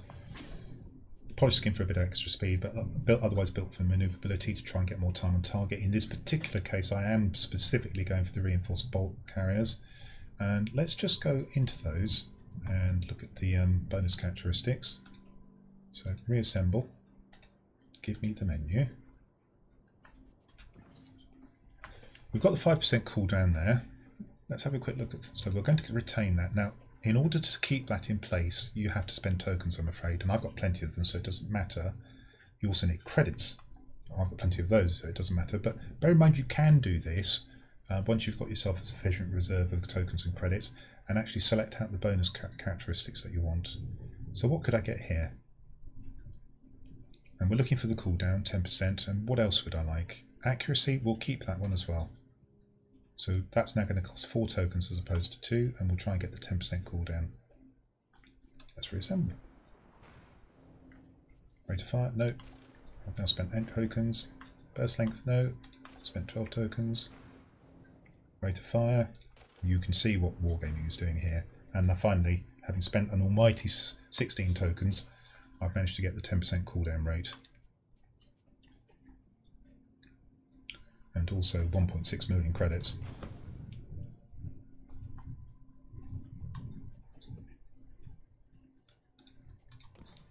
Okay, so now we can see 10%, 5%, 5%. Let's compare this to its predecessor. Already we've got a clue that the aircraft is handled differently though. Oh, I've reset it, you stupid boy. Hurrying. Let's go back. There we go. Apply this time. There we go.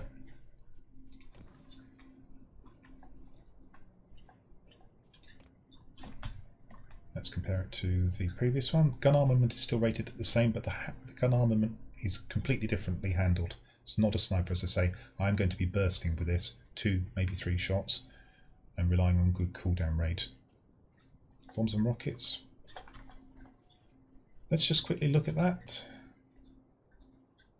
I'm looking at the I-260. Do beg your pardon. And I think I may have just made an absolute ruck of what I've just done here. Okay, was on the I-260 when I applied the wrong piece of equipment, so I'm going to cost myself more tokens. Do pay attention. Don't do this at home, kids. Put the long gun barrels back on this. Apply. That's just cost me 3 tokens. Go back to the I-212.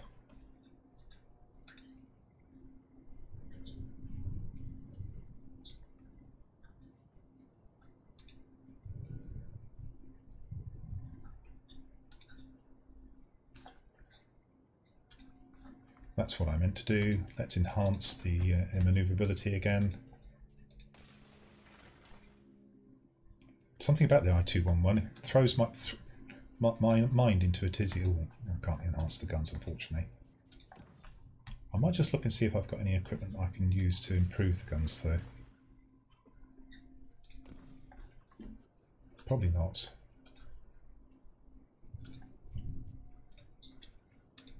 Have I got any better sights in stock? No, I haven't. Okay, so we're going to have to live with that for the moment. So we've got the cooldown rate where I meant to. Let's apply that before we get into the wrong place. Right, we're now back on track. Consumables, standard layout. I've already said this several times, so I'll just let you look at it. I won't actually call them out. Over here on the pilot. So we've got 1 free skill point, so that's 6. We're close to getting another skill point, so what I'll do is I'll reassemble after we've got the next skill point, and I will then put on Marksman 3 and probably lose the Engine Guru. Yeah, that's what I'll do. I won't do it now. It's too close for that to be done. So, bear in mind, I don't think this is a sniper. The range is still good. It's still 3,115 feet, but that's kind of TA-152 range.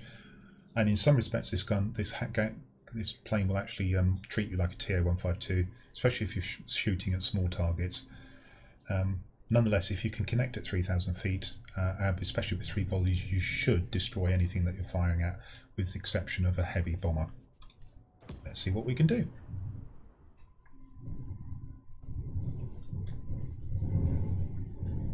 And for sure, this is a totally different experience, so it's very likely I'll be shooting and missing to begin with the I-211.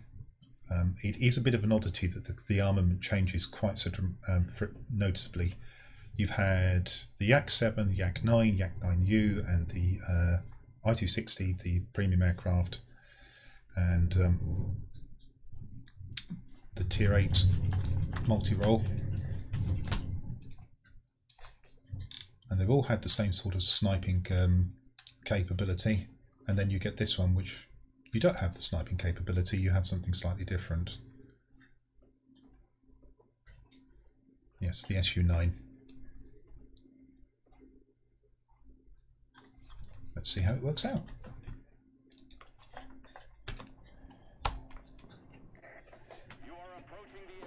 Okay, so we've got ourselves a Tier 10 battle. We have an MEP-110, we have an Su-10 bomber, we have myself, we have an Antonov M. So we're good setup for taking sectors with bombers and also holding the centre with the 2 fighters. However, they have got an EF-131. I'll be looking for that if I can, although this isn't the perfect aircraft for trying to kill that. I'd be much more comfortable in either the Tier 8, which obviously doesn't face an EF-131 but can face something like a Junger's 287 for instance, or I-215. They have an MEP-1092 and an F-94D. Okay, this is going to be tricky. I have got the bombs, so perhaps if I can't get the air defence aircraft out of the command centre, I can use the bombs.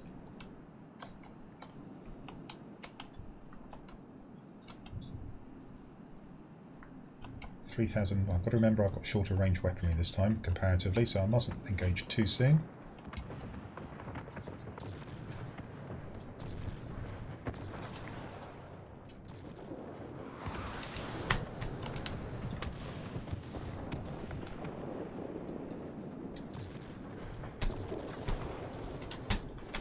So you saw I was firing 2 to 3 seconds, but 3 bursts there. I got 1 in on the Spitfire. We've got this. I'll go and see if I can snipe out something at the airfield.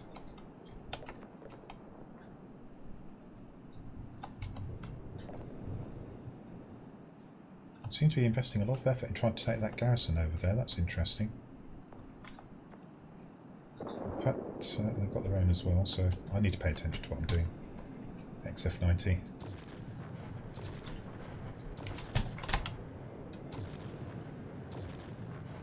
Oh. Actually, the one shot I thought I hadn't aimed is the one that connected. Well, that tells you something you need to know. And there you go. Bursting away, and the XF-90 goes down. We haven't actually got the airfield. That's interesting. Where's my team?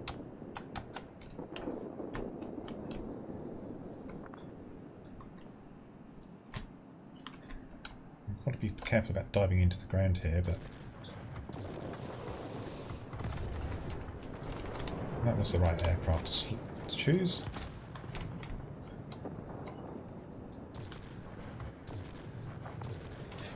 You saw me a bit late, didn't you, my friend? Should have been looking for the rockets sooner than that. Okay, how much from this? Yeah, we are attacking the command centre, which is where I wanted to go, so let's go there.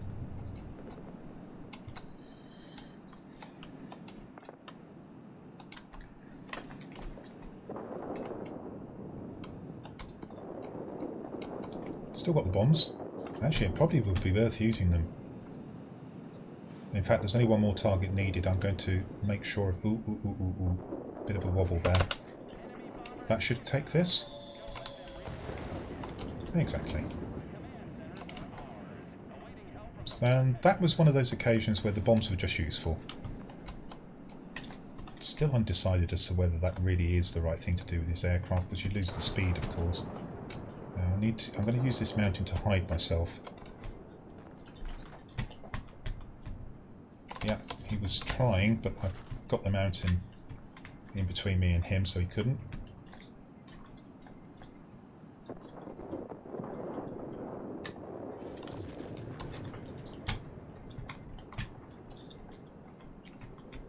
Got into a sterile turn fight.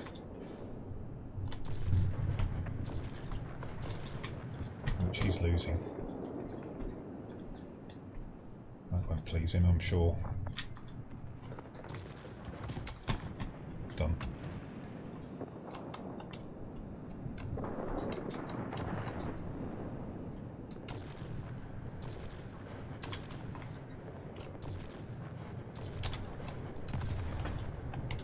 Oh, okay.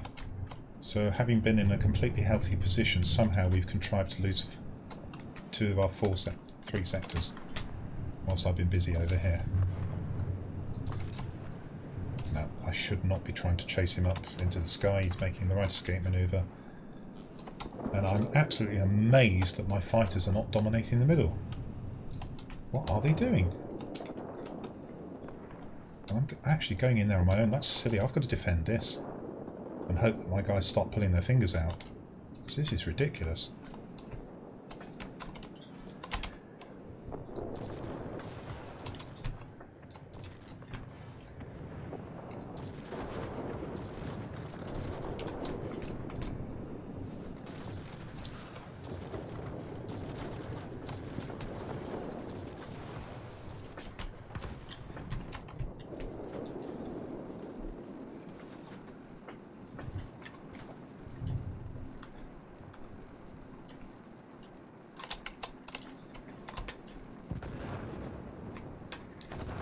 Well, I haven't got much hope against a 1092.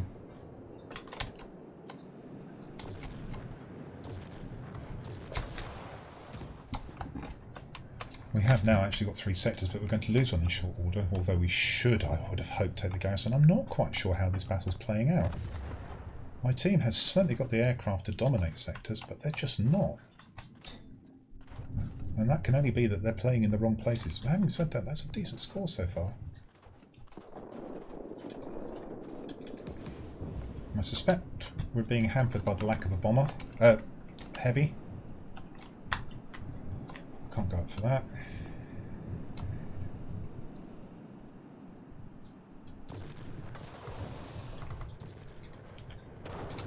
Good. Missed all the shots on that. Get the garrison, friends. We're going to have to start pulling our fingers out, guys. We need to start shooting aircraft down. Let's go and try and get that command centre again. Taking far too long to take... Yeah, I could see that coming.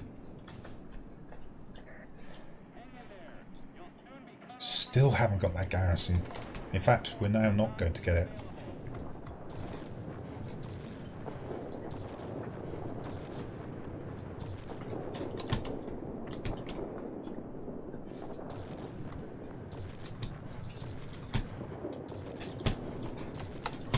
I can't believe I missed all the shots on that. Can't believe we didn't get that garrison over there.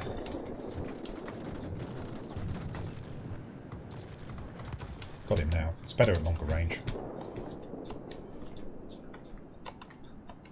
So we're going to have to try and take out this now. Has he got a friend? Not yet.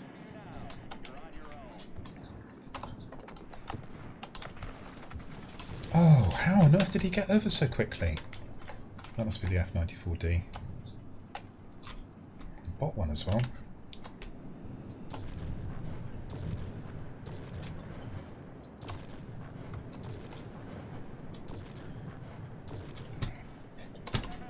So I'll let him be chased by my colleague. I need to try and kill this ground attacker. There's another one behind me. Don't let the multi-role come for me, my friend.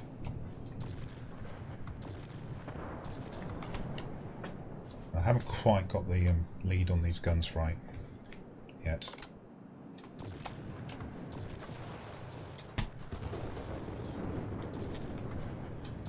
I need to avoid the bomb trap. Let's kill this one then.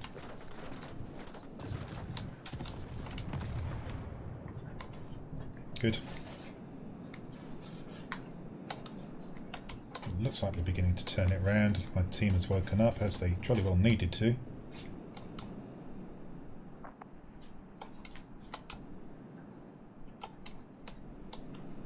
What have they got left? Okay, so they've only got bots left, so we're now in very good shape. We've got 2 left. Got to see some of the difficulties of this gun. Swapping from the Su-9 to this is actually hard. This is an aircraft where you need to probably play 2 or 3 games before you get the true benefit of understand the guns. They are so different from the aircraft that precedes it. I'm just going to go and see if I can pick off. No, I'm not even going to get any more damage. Okay, so I'm not too surprised with that. I'm reasonably pleased with 8,000. It's the transition from that aircraft from the Su-9 is actually quite difficult. And I also haven't got the full accuracy on the guns, but that was hampering me as well. So you need the accuracy still, in common with the rest of the line. But your firing technique is quite different.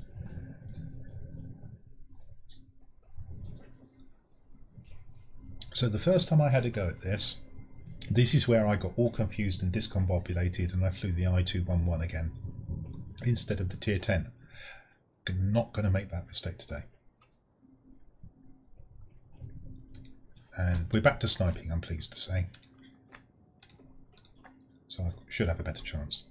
Here's the I-215. Let's get the pilot in, because I used him in the I-260.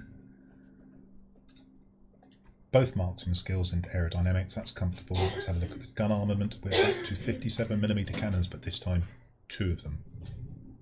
580 cumulative damage. I should just point out that's only as good as the JL-1A37 at Tier 8. But the range is far greater, of course. It's 3,772 feet. Let's have a look at how we've set it up. And this is not specialised yet, but I've actually gone with ultimate equipment in preparation for it being specialised. That won't happen on stream. We've still got quite a number of capture points to get. But you can see it unspecialised. We've got built a manoeuvrability build here. And then the gun sight as well. And in this slot, we will be putting the long gun barrels. In this we will probably put polished skin. As far as the consumables concerned, it's been the same since throughout this tech tree. Single stick fire extinguisher, more or less.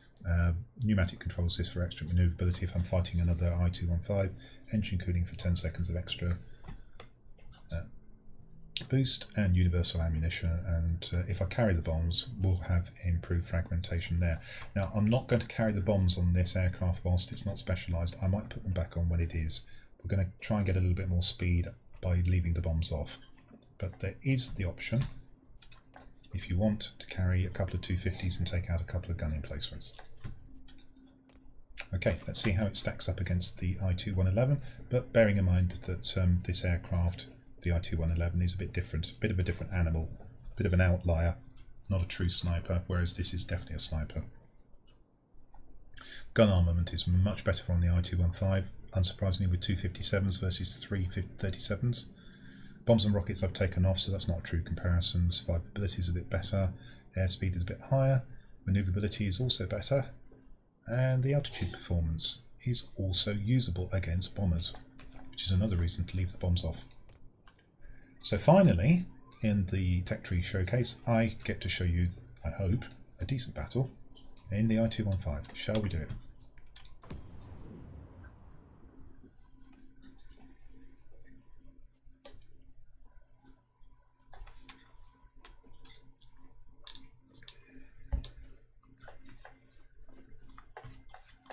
Very quiet chat this morning since MPAD said talked about planning. And we're on the asymmetric map, and we're on the wrong side again. And they have an XF-90, an F-84F ground multi-role, 2 ground attackers, 3 ground attackers. Why have they got 3 ground attackers? And we have an EF-131, an XF-90, myself, a P-11101, so we 111101. I'm going to have to start saying that in binary, and an IL-40. Okay. Let's try and snipe out the heavy air defence heavies at the garrisons, if these have got them. I actually wish I had the bombs now. 3,772 feet. May take me a little while to get these lined up again, having just played the I-211, that's always the danger.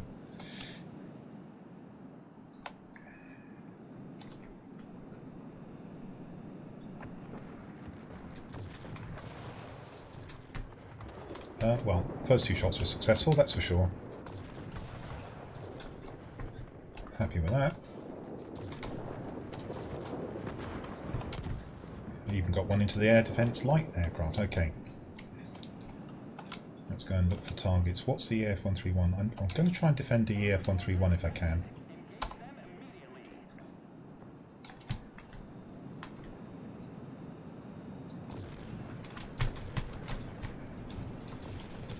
I think I actually discouraged the XF-90 from going for the EF-191, EF-131, so that's good news. And I'm going to continue discouraging him. I really need to aim a bit better than this. Patience. Interesting decision.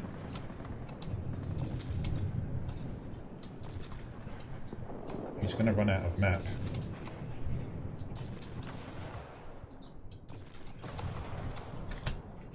Unfortunately... Oh, you should not have come with me. Why did you not go to the airfield? That's frustrating. Why would he chase after the XF-90? Actually, I'm pretty glad he's here now. Not that I actually needed help, as it turned out. Why are you bombing our own? Really? Have we got a troll here? He just bombed his own target.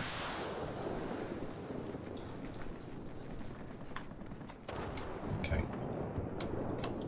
I'm going to keep an eye on what this XF-90 is actually doing. I mean, if he was a proper troll, I'm sure he'd be shooting his own aircraft, but definitely dropped a bomb on his own target there. Right, guys, can we please actually go and try and take the airfield or something useful?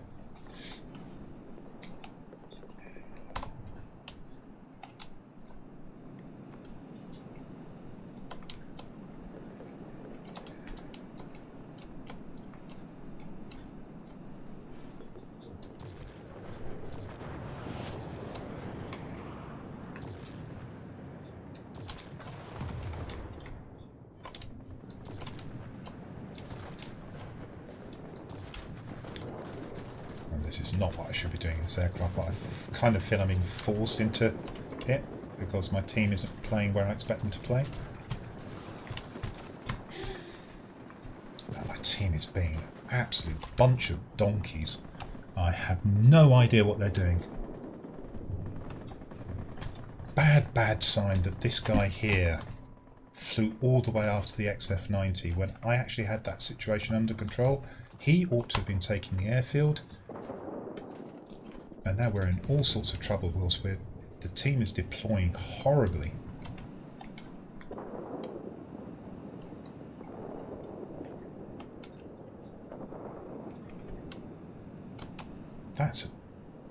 Yeah, the guy in the... it may be specialised, but the guy in the MEP-110 has got not a clue as to what he's doing. And I've got a horrible ping again suddenly.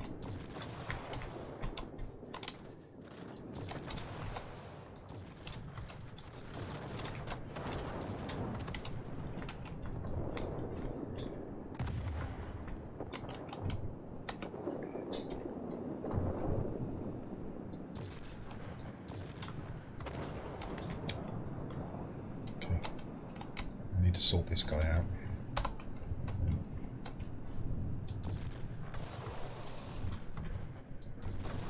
Good, that's 3 good volleys into him, so he should go down now. Was it really necessary to ram him?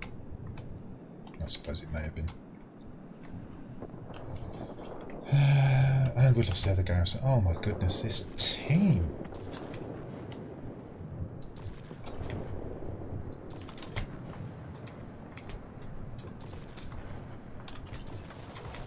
And again, I do often say, oh god, they've got so many aircraft over here. I do often say this, it is more about pilots than it is planes in the end, and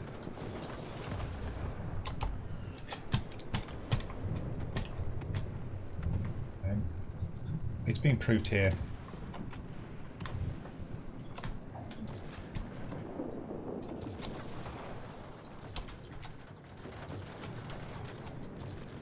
On paper, we've got much better aircraft for this battle, though we're on the wrong side, but we're just being hammered, and it's largely down to the MEP-110, I think, who doesn't appear to have the slightest idea how to fly his plane. We should have been able to secure our garrisons in an ideal battle and be very competitive at the airfield, and we've been utterly hopeless at the airfield.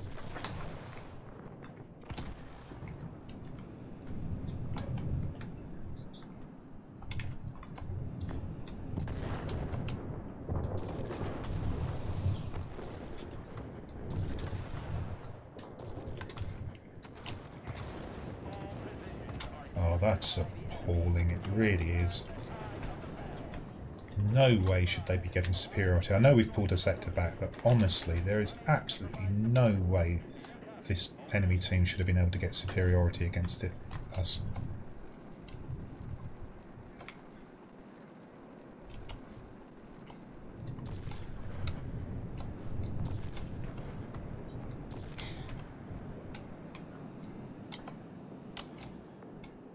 Incredible.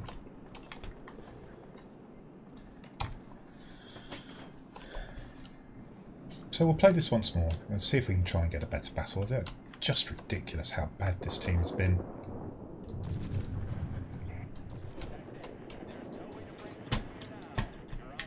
And the thing is, it's actually distracting me from doing what I need to do, which is be patient and aim, because I'm under pressure all the time.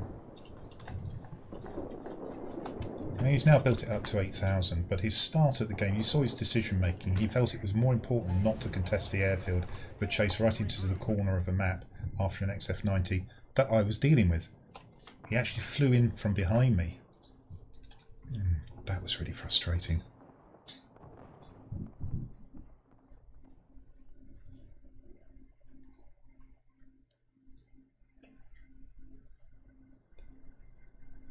Okay, Amped, probably missed you, but thank you so much for coming along.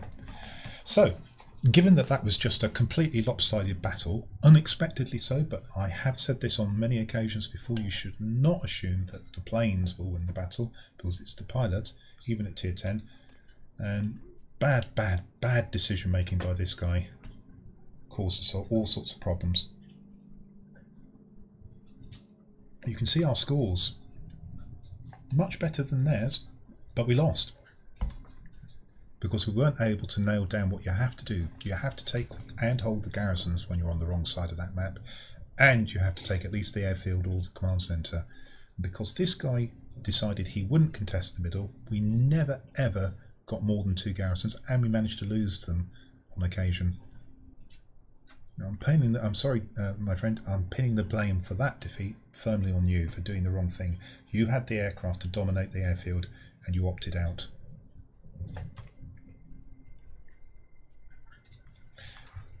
And that also illustrates something. Because it's an asymmetric map, you can actually play worse than the enemy team, but provided you don't play a whole lot worse, you will still probably win. Okay, let's give that another go and let's see what we get into.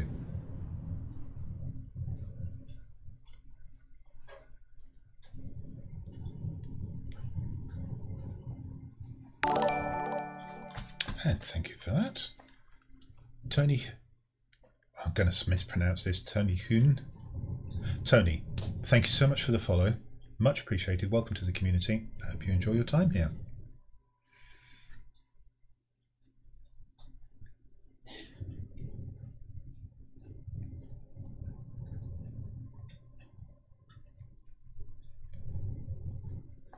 And what we'll do, after we've, unless this is another really horrid battle in the I-215, we're going to play a premium multi-role, which I haven't shown in this tech tree, and I don't think really actually belongs in it, but is Russian, and it's the Lag 3-4, which is a fine aircraft, and that's for cooldown purposes. Okay, mining plants. Oh, I wish I had the bombs now. Oh, I wish I had the bombs. It happens. So EF-131. Not the greatest of maps. Well, actually a good map for the EF-131, 2 mining plants. I've got an Antonov as well. They've got 2 ground attackers and an Antonov which is specialised. Interesting. And our Antonov is not in the battle. He's got a disconnection. That's unfortunate. Okay, I'm going to go and try and take the airfield, or am I? Am I going to get support here? Because if I don't get supported, I'm not going there. Could have done with the Antonov, that's for sure. He's not going to come back. I'm sure that's a disconnection. Where are the heavies? There are the heavies. That's what I should be addressing first if I can.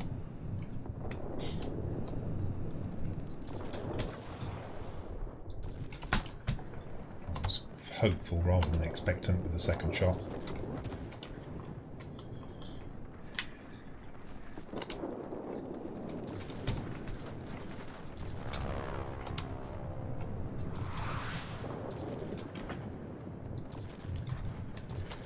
This is not a close range aircraft by any manner of means. Although I am slightly surprised I didn't hit that. Okay, that surprised me. Come on, guys. Guys, get this aircraft off me. I haven't got enough support here.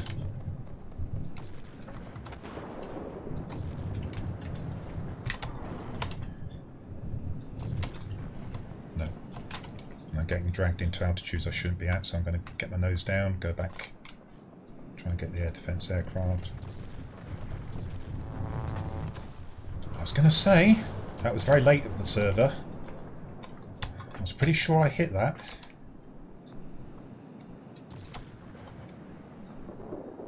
No. Let's go and get repairs. I took quite a bit of damage there. What I want to do is go and hunt the ground attackers if I can. I need to know where they are. And probably they're heading towards our plant. I don't want to get sucked into defending this. Come on, give me my repairs. Thank you. Right. I'm quite deliberately going to fly towards our plant because, well, there you go. That's the reason why. I'm going to go and try and defend the plant from the ground attackers.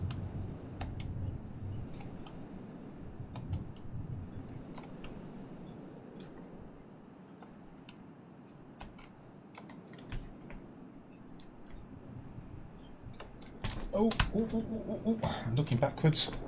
That was closer than perhaps it looked. I'm looking to see what the other ground attacker was doing.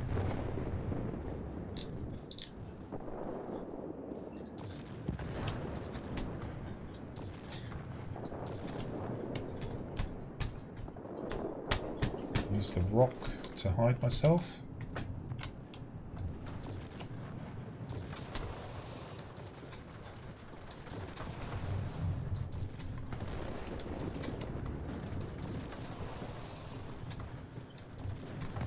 Your strategy has failed. But unfortunately they have managed to get the centre. I'm going to have to go up and try and take the bomber. I don't know how high he is though. That's an awful long way is a short answer, and I need my gun back as well.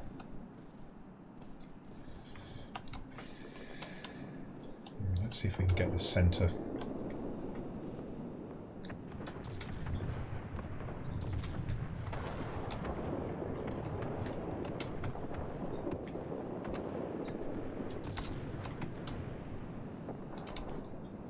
Bit disappointed I didn't hit the Hornet there.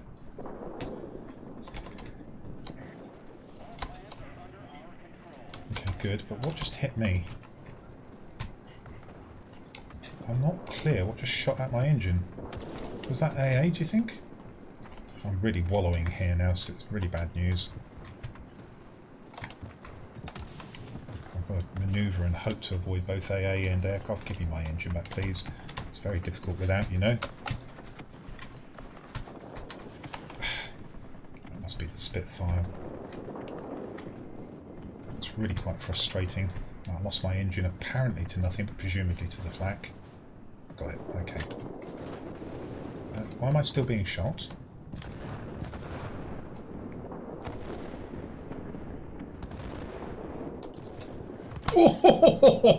Oh, I enjoyed that shot. Clutch shot over the top of the escarpment. And that was the Antonov M as well. Oh, he will not have enjoyed that. Oh, seriously, you cannot get your nose up that quickly.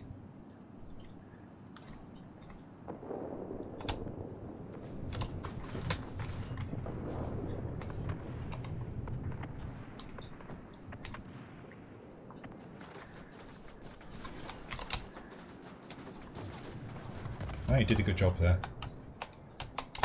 Okay, let's go back to the airfield. I still enjoyed the shot on the Antonov. Oh, the our Antonov never came back. I saw him coming over the hill and I thought there's just a small chance I'm going to get a shot straight at him as he appears over the escarpment. Oh, it worked beautifully. If nothing else, I've enjoyed this battle for that shot. And even better that, without me realising it, it took out the human player.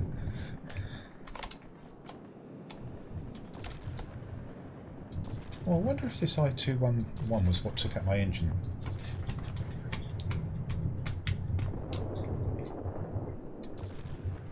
This is awful, this aircraft at close range.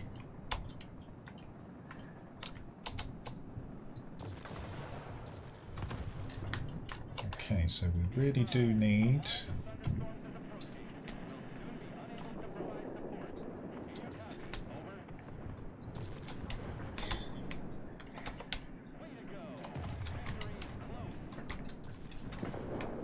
Should burn out. Yeah, okay, good.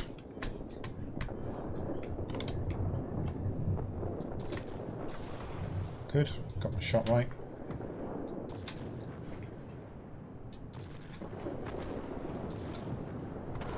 Gone, we've got the plant back, so we're in good shape here. Feeling reasonably confident now. Let's go and try and take out the heavy. Oh, we've lost the plant again.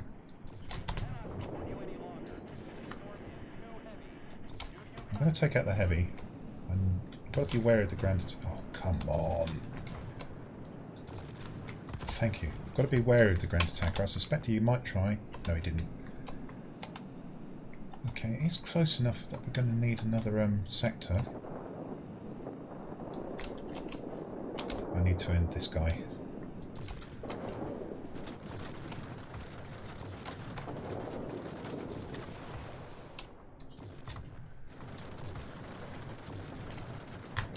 And he actually did me a favour by slowing down there.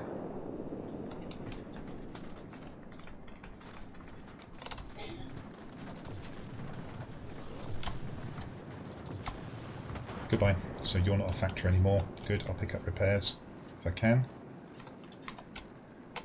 When are we getting a count? 45 seconds. This is a oh, okay. That probably will decide the battle in our favour. That's good. And given they now haven't got a ground attacker, we're in good shape.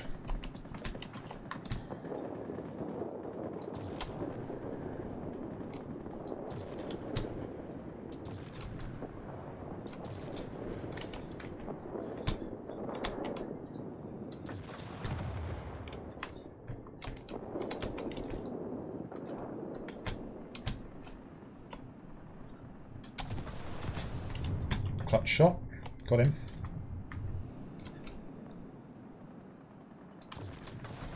Got him as well.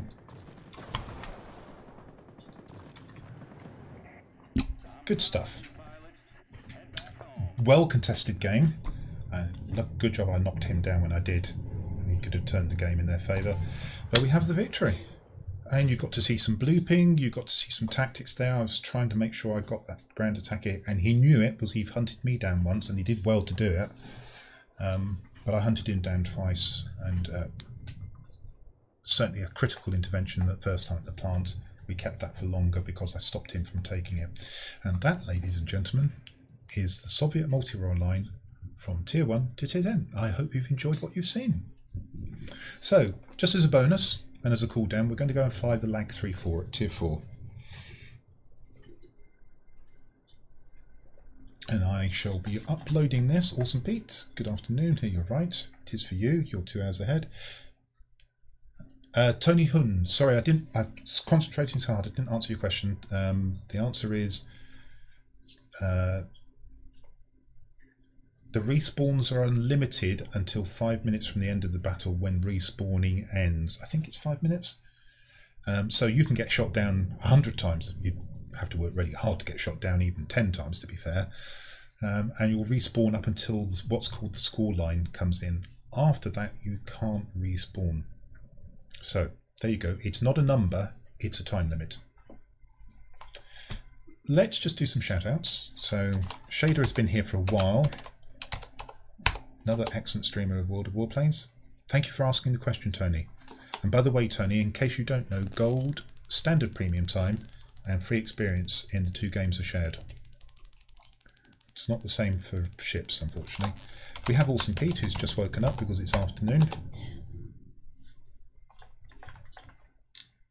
Those are both very good players of World of Warplanes, and I strongly recommend that you go and follow them and pick up different ideas, different tips on how to fly the aircraft.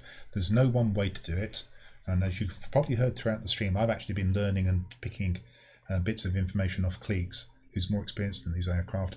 The long and short of it is, everything that I say, any other streamer says, is in the end only a suggestion. But obviously, as we're experienced, they're suggestions that probably are worth examining. So, we're going to cool down with the Lag 3-4. Before that, we're going to have the excitement of opening my weekly crate. I bet you're all gasping to know what I've got. We flew this one earlier. This is the one I mentioned but didn't bother flying at the time because it doesn't really fit into the line. It's much more of a traditional multi-role. Good armament, pretty good rocket load, and in a really favourable battle you might even get a Gobreski's in this. Has to be a really favourable battle, but I do have one. Okay, before we do that, let's have the excitement of the crate, shall we? What are we going to get?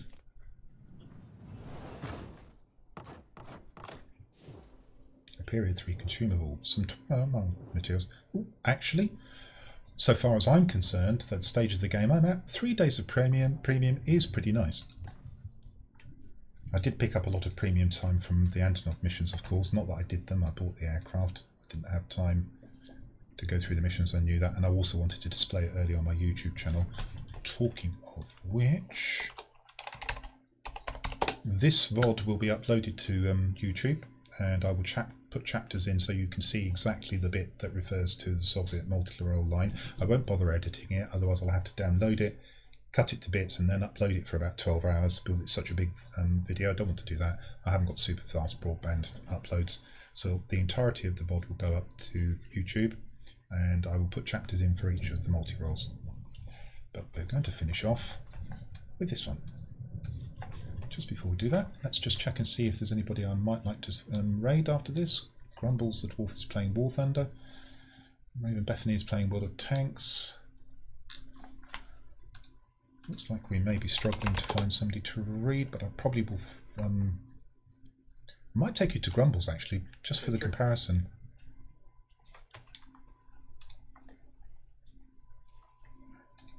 Don't know what he's playing on War Thunder, so I'm just going to check that out first. Grumbles the Dwarf. Let's make sure this is muted so it doesn't come through on stream. There's playing an advert, so we'll do that afterwards. Okay.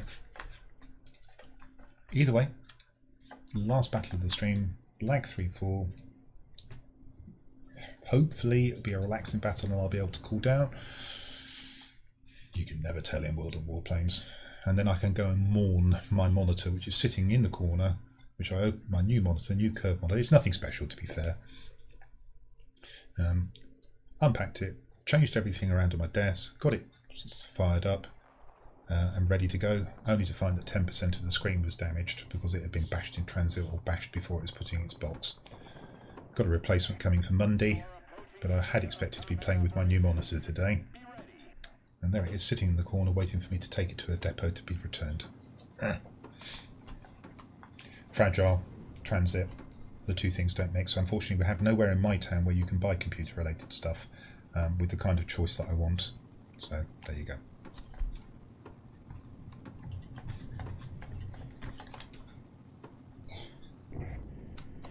Okay, so command centre is most important. That's where we're going to go. We're going to go and try and take out a couple of gun emplacements and any air defence fighters that come within my compass, trying to stop me doing what I want to do. Pin the map, so my team knows where I'm going. Not so much that I want to take people across with me. And got that.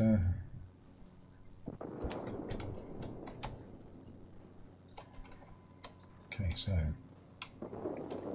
and I keep forgetting to do it. I don't check the ranges on the rockets, which means I don't fire them as early as I could, because I tend to use the gun sight aim. I've got to manage these guns, but they are splendid.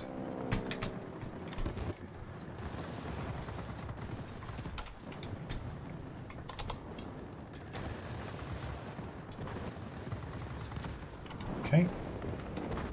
Is there a target of opportunity? I was going to take out that shed. There you go. No, I need to address the fighter, I'm sure.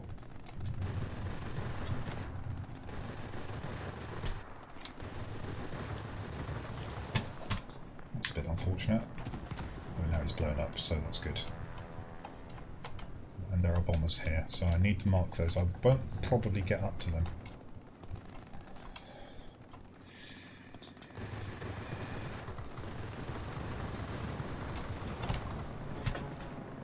Made a bit of a mistake there. I thought that was a different aircraft.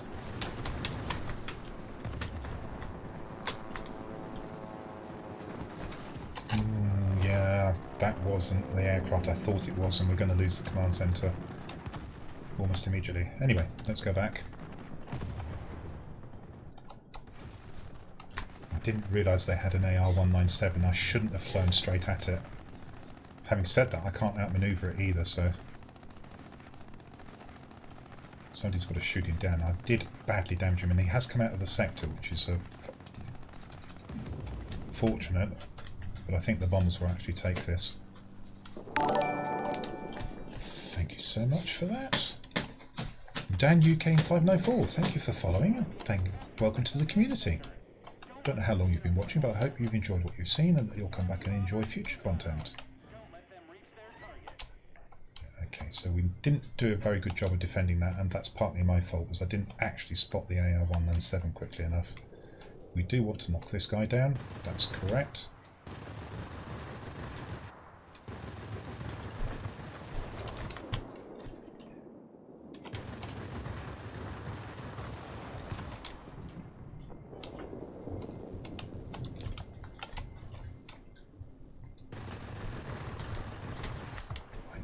to cripple him. I'll do more than cripple him, I'll kill him.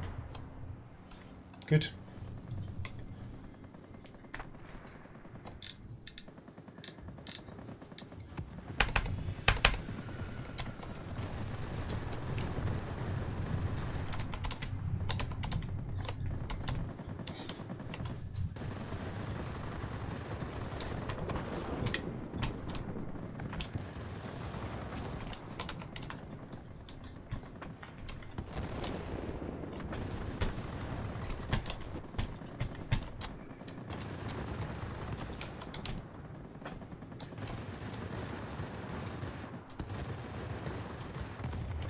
Brilliant.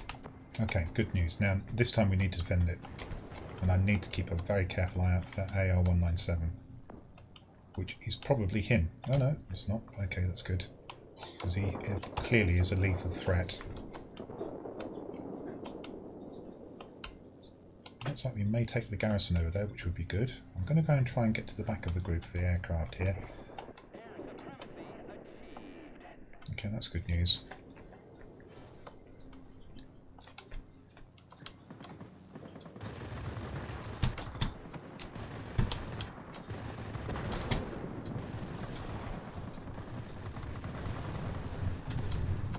Oh, don't get that close, please. Super. This is the danger. This is the man I've got to be very careful of, and I think he's seeing me, so I'm just going to try and ram him. Got his engine. I really wanted something other than his engine there. That was a worthwhile trade. Because he's a dangerous person. He's the most important player on the team. And RJ McCready has quit again. How many times do I see that guy quit battles? It's almost every battle that doesn't go his way early, he jumps out of. I'm afraid that really does disappoint me. I really wish he wouldn't do it. I always fear the worst when he's on my team. It's alright if the battle's going well, but he has got a propensity to quit, and it's not nice. It's a team game.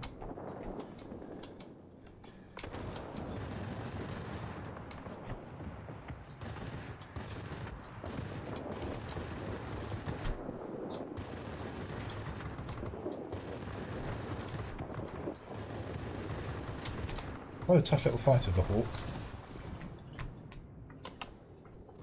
Okay, provided we keep this and don't lose it to the bombers, we'll win.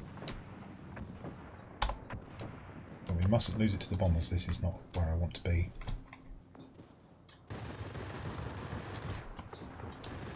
Okay. That's not going to happen.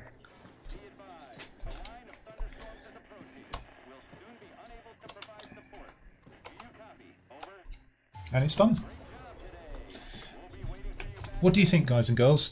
Do you think I've earned my breakfast by flying all of the aircraft that I've flown for you this morning? I hope you agree, because I'm hungry. And even if you don't agree, I'm going to go and have breakfast shortly. So, what we did in this stream, we flew all of the tech tree Soviet multi-roles from tier 1 to tier 10. I managed to do it properly this time. We took in some extra aircraft as well. This stream will be loaded in its entirety to YouTube probably later today, probably this evening I guess.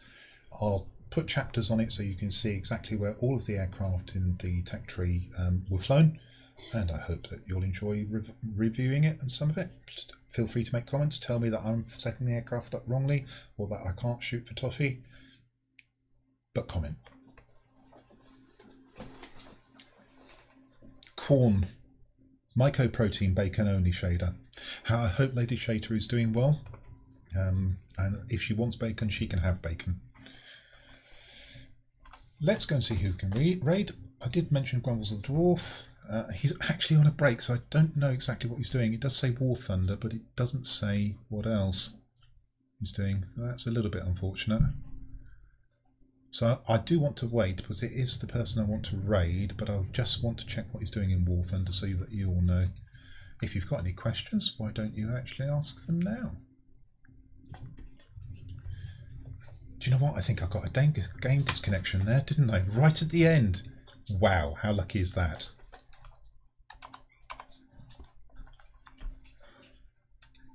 That's definitely a game disconnection, I'm absolutely sure of it.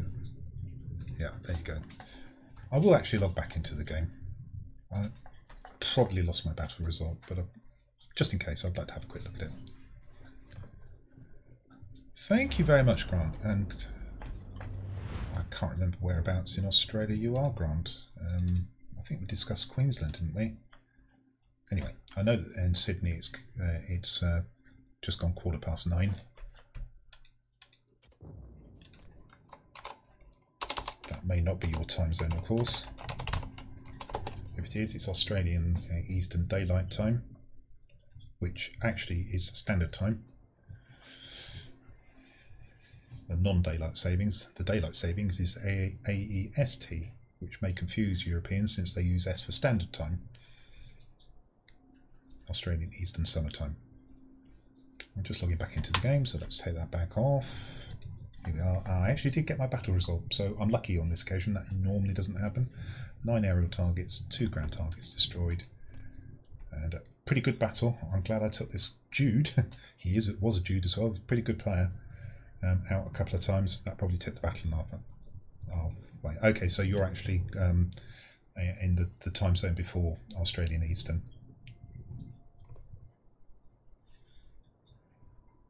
Actually, yeah, you're the time zone before. One hour before Sydney time. Okay, I must put that up. Actually, I've got a clock here. Create. What you can't see off screen is I've got a whole series of clocks which I've set up this morning. I do know the time zones anyway. Oceania, Australia, 8:17. Oh, that's interesting.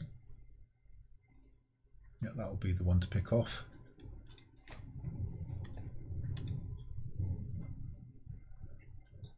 Oh no, that's not the one to pick off. Okay, we'll have to have another look at that.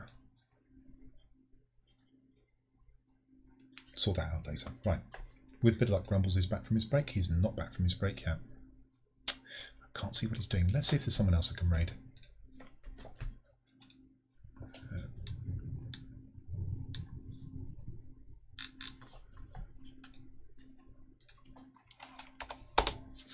So I would encourage you all to let me know whether you found the fly-through of an entire line useful. I've done it once before and I got some positive comments. People asking would I do it on other ones as well. So I have, and we'll see how popular these are. I quite enjoy it actually. It equates me with aircraft that I haven't flown for a long time, although the drawback of that is that when I come to speak about them on stream I perhaps don't know them quite as well as I should. Haven't done my homework. Maybe I should do that in future. I am going to try and check again on Grumbles. I think he's back, but he's still not playing at the moment. Tell you what, I'm going to raid him anyway now because I think you've waited long enough. You've been very patient with me and thank you so much. So just get that sorted out.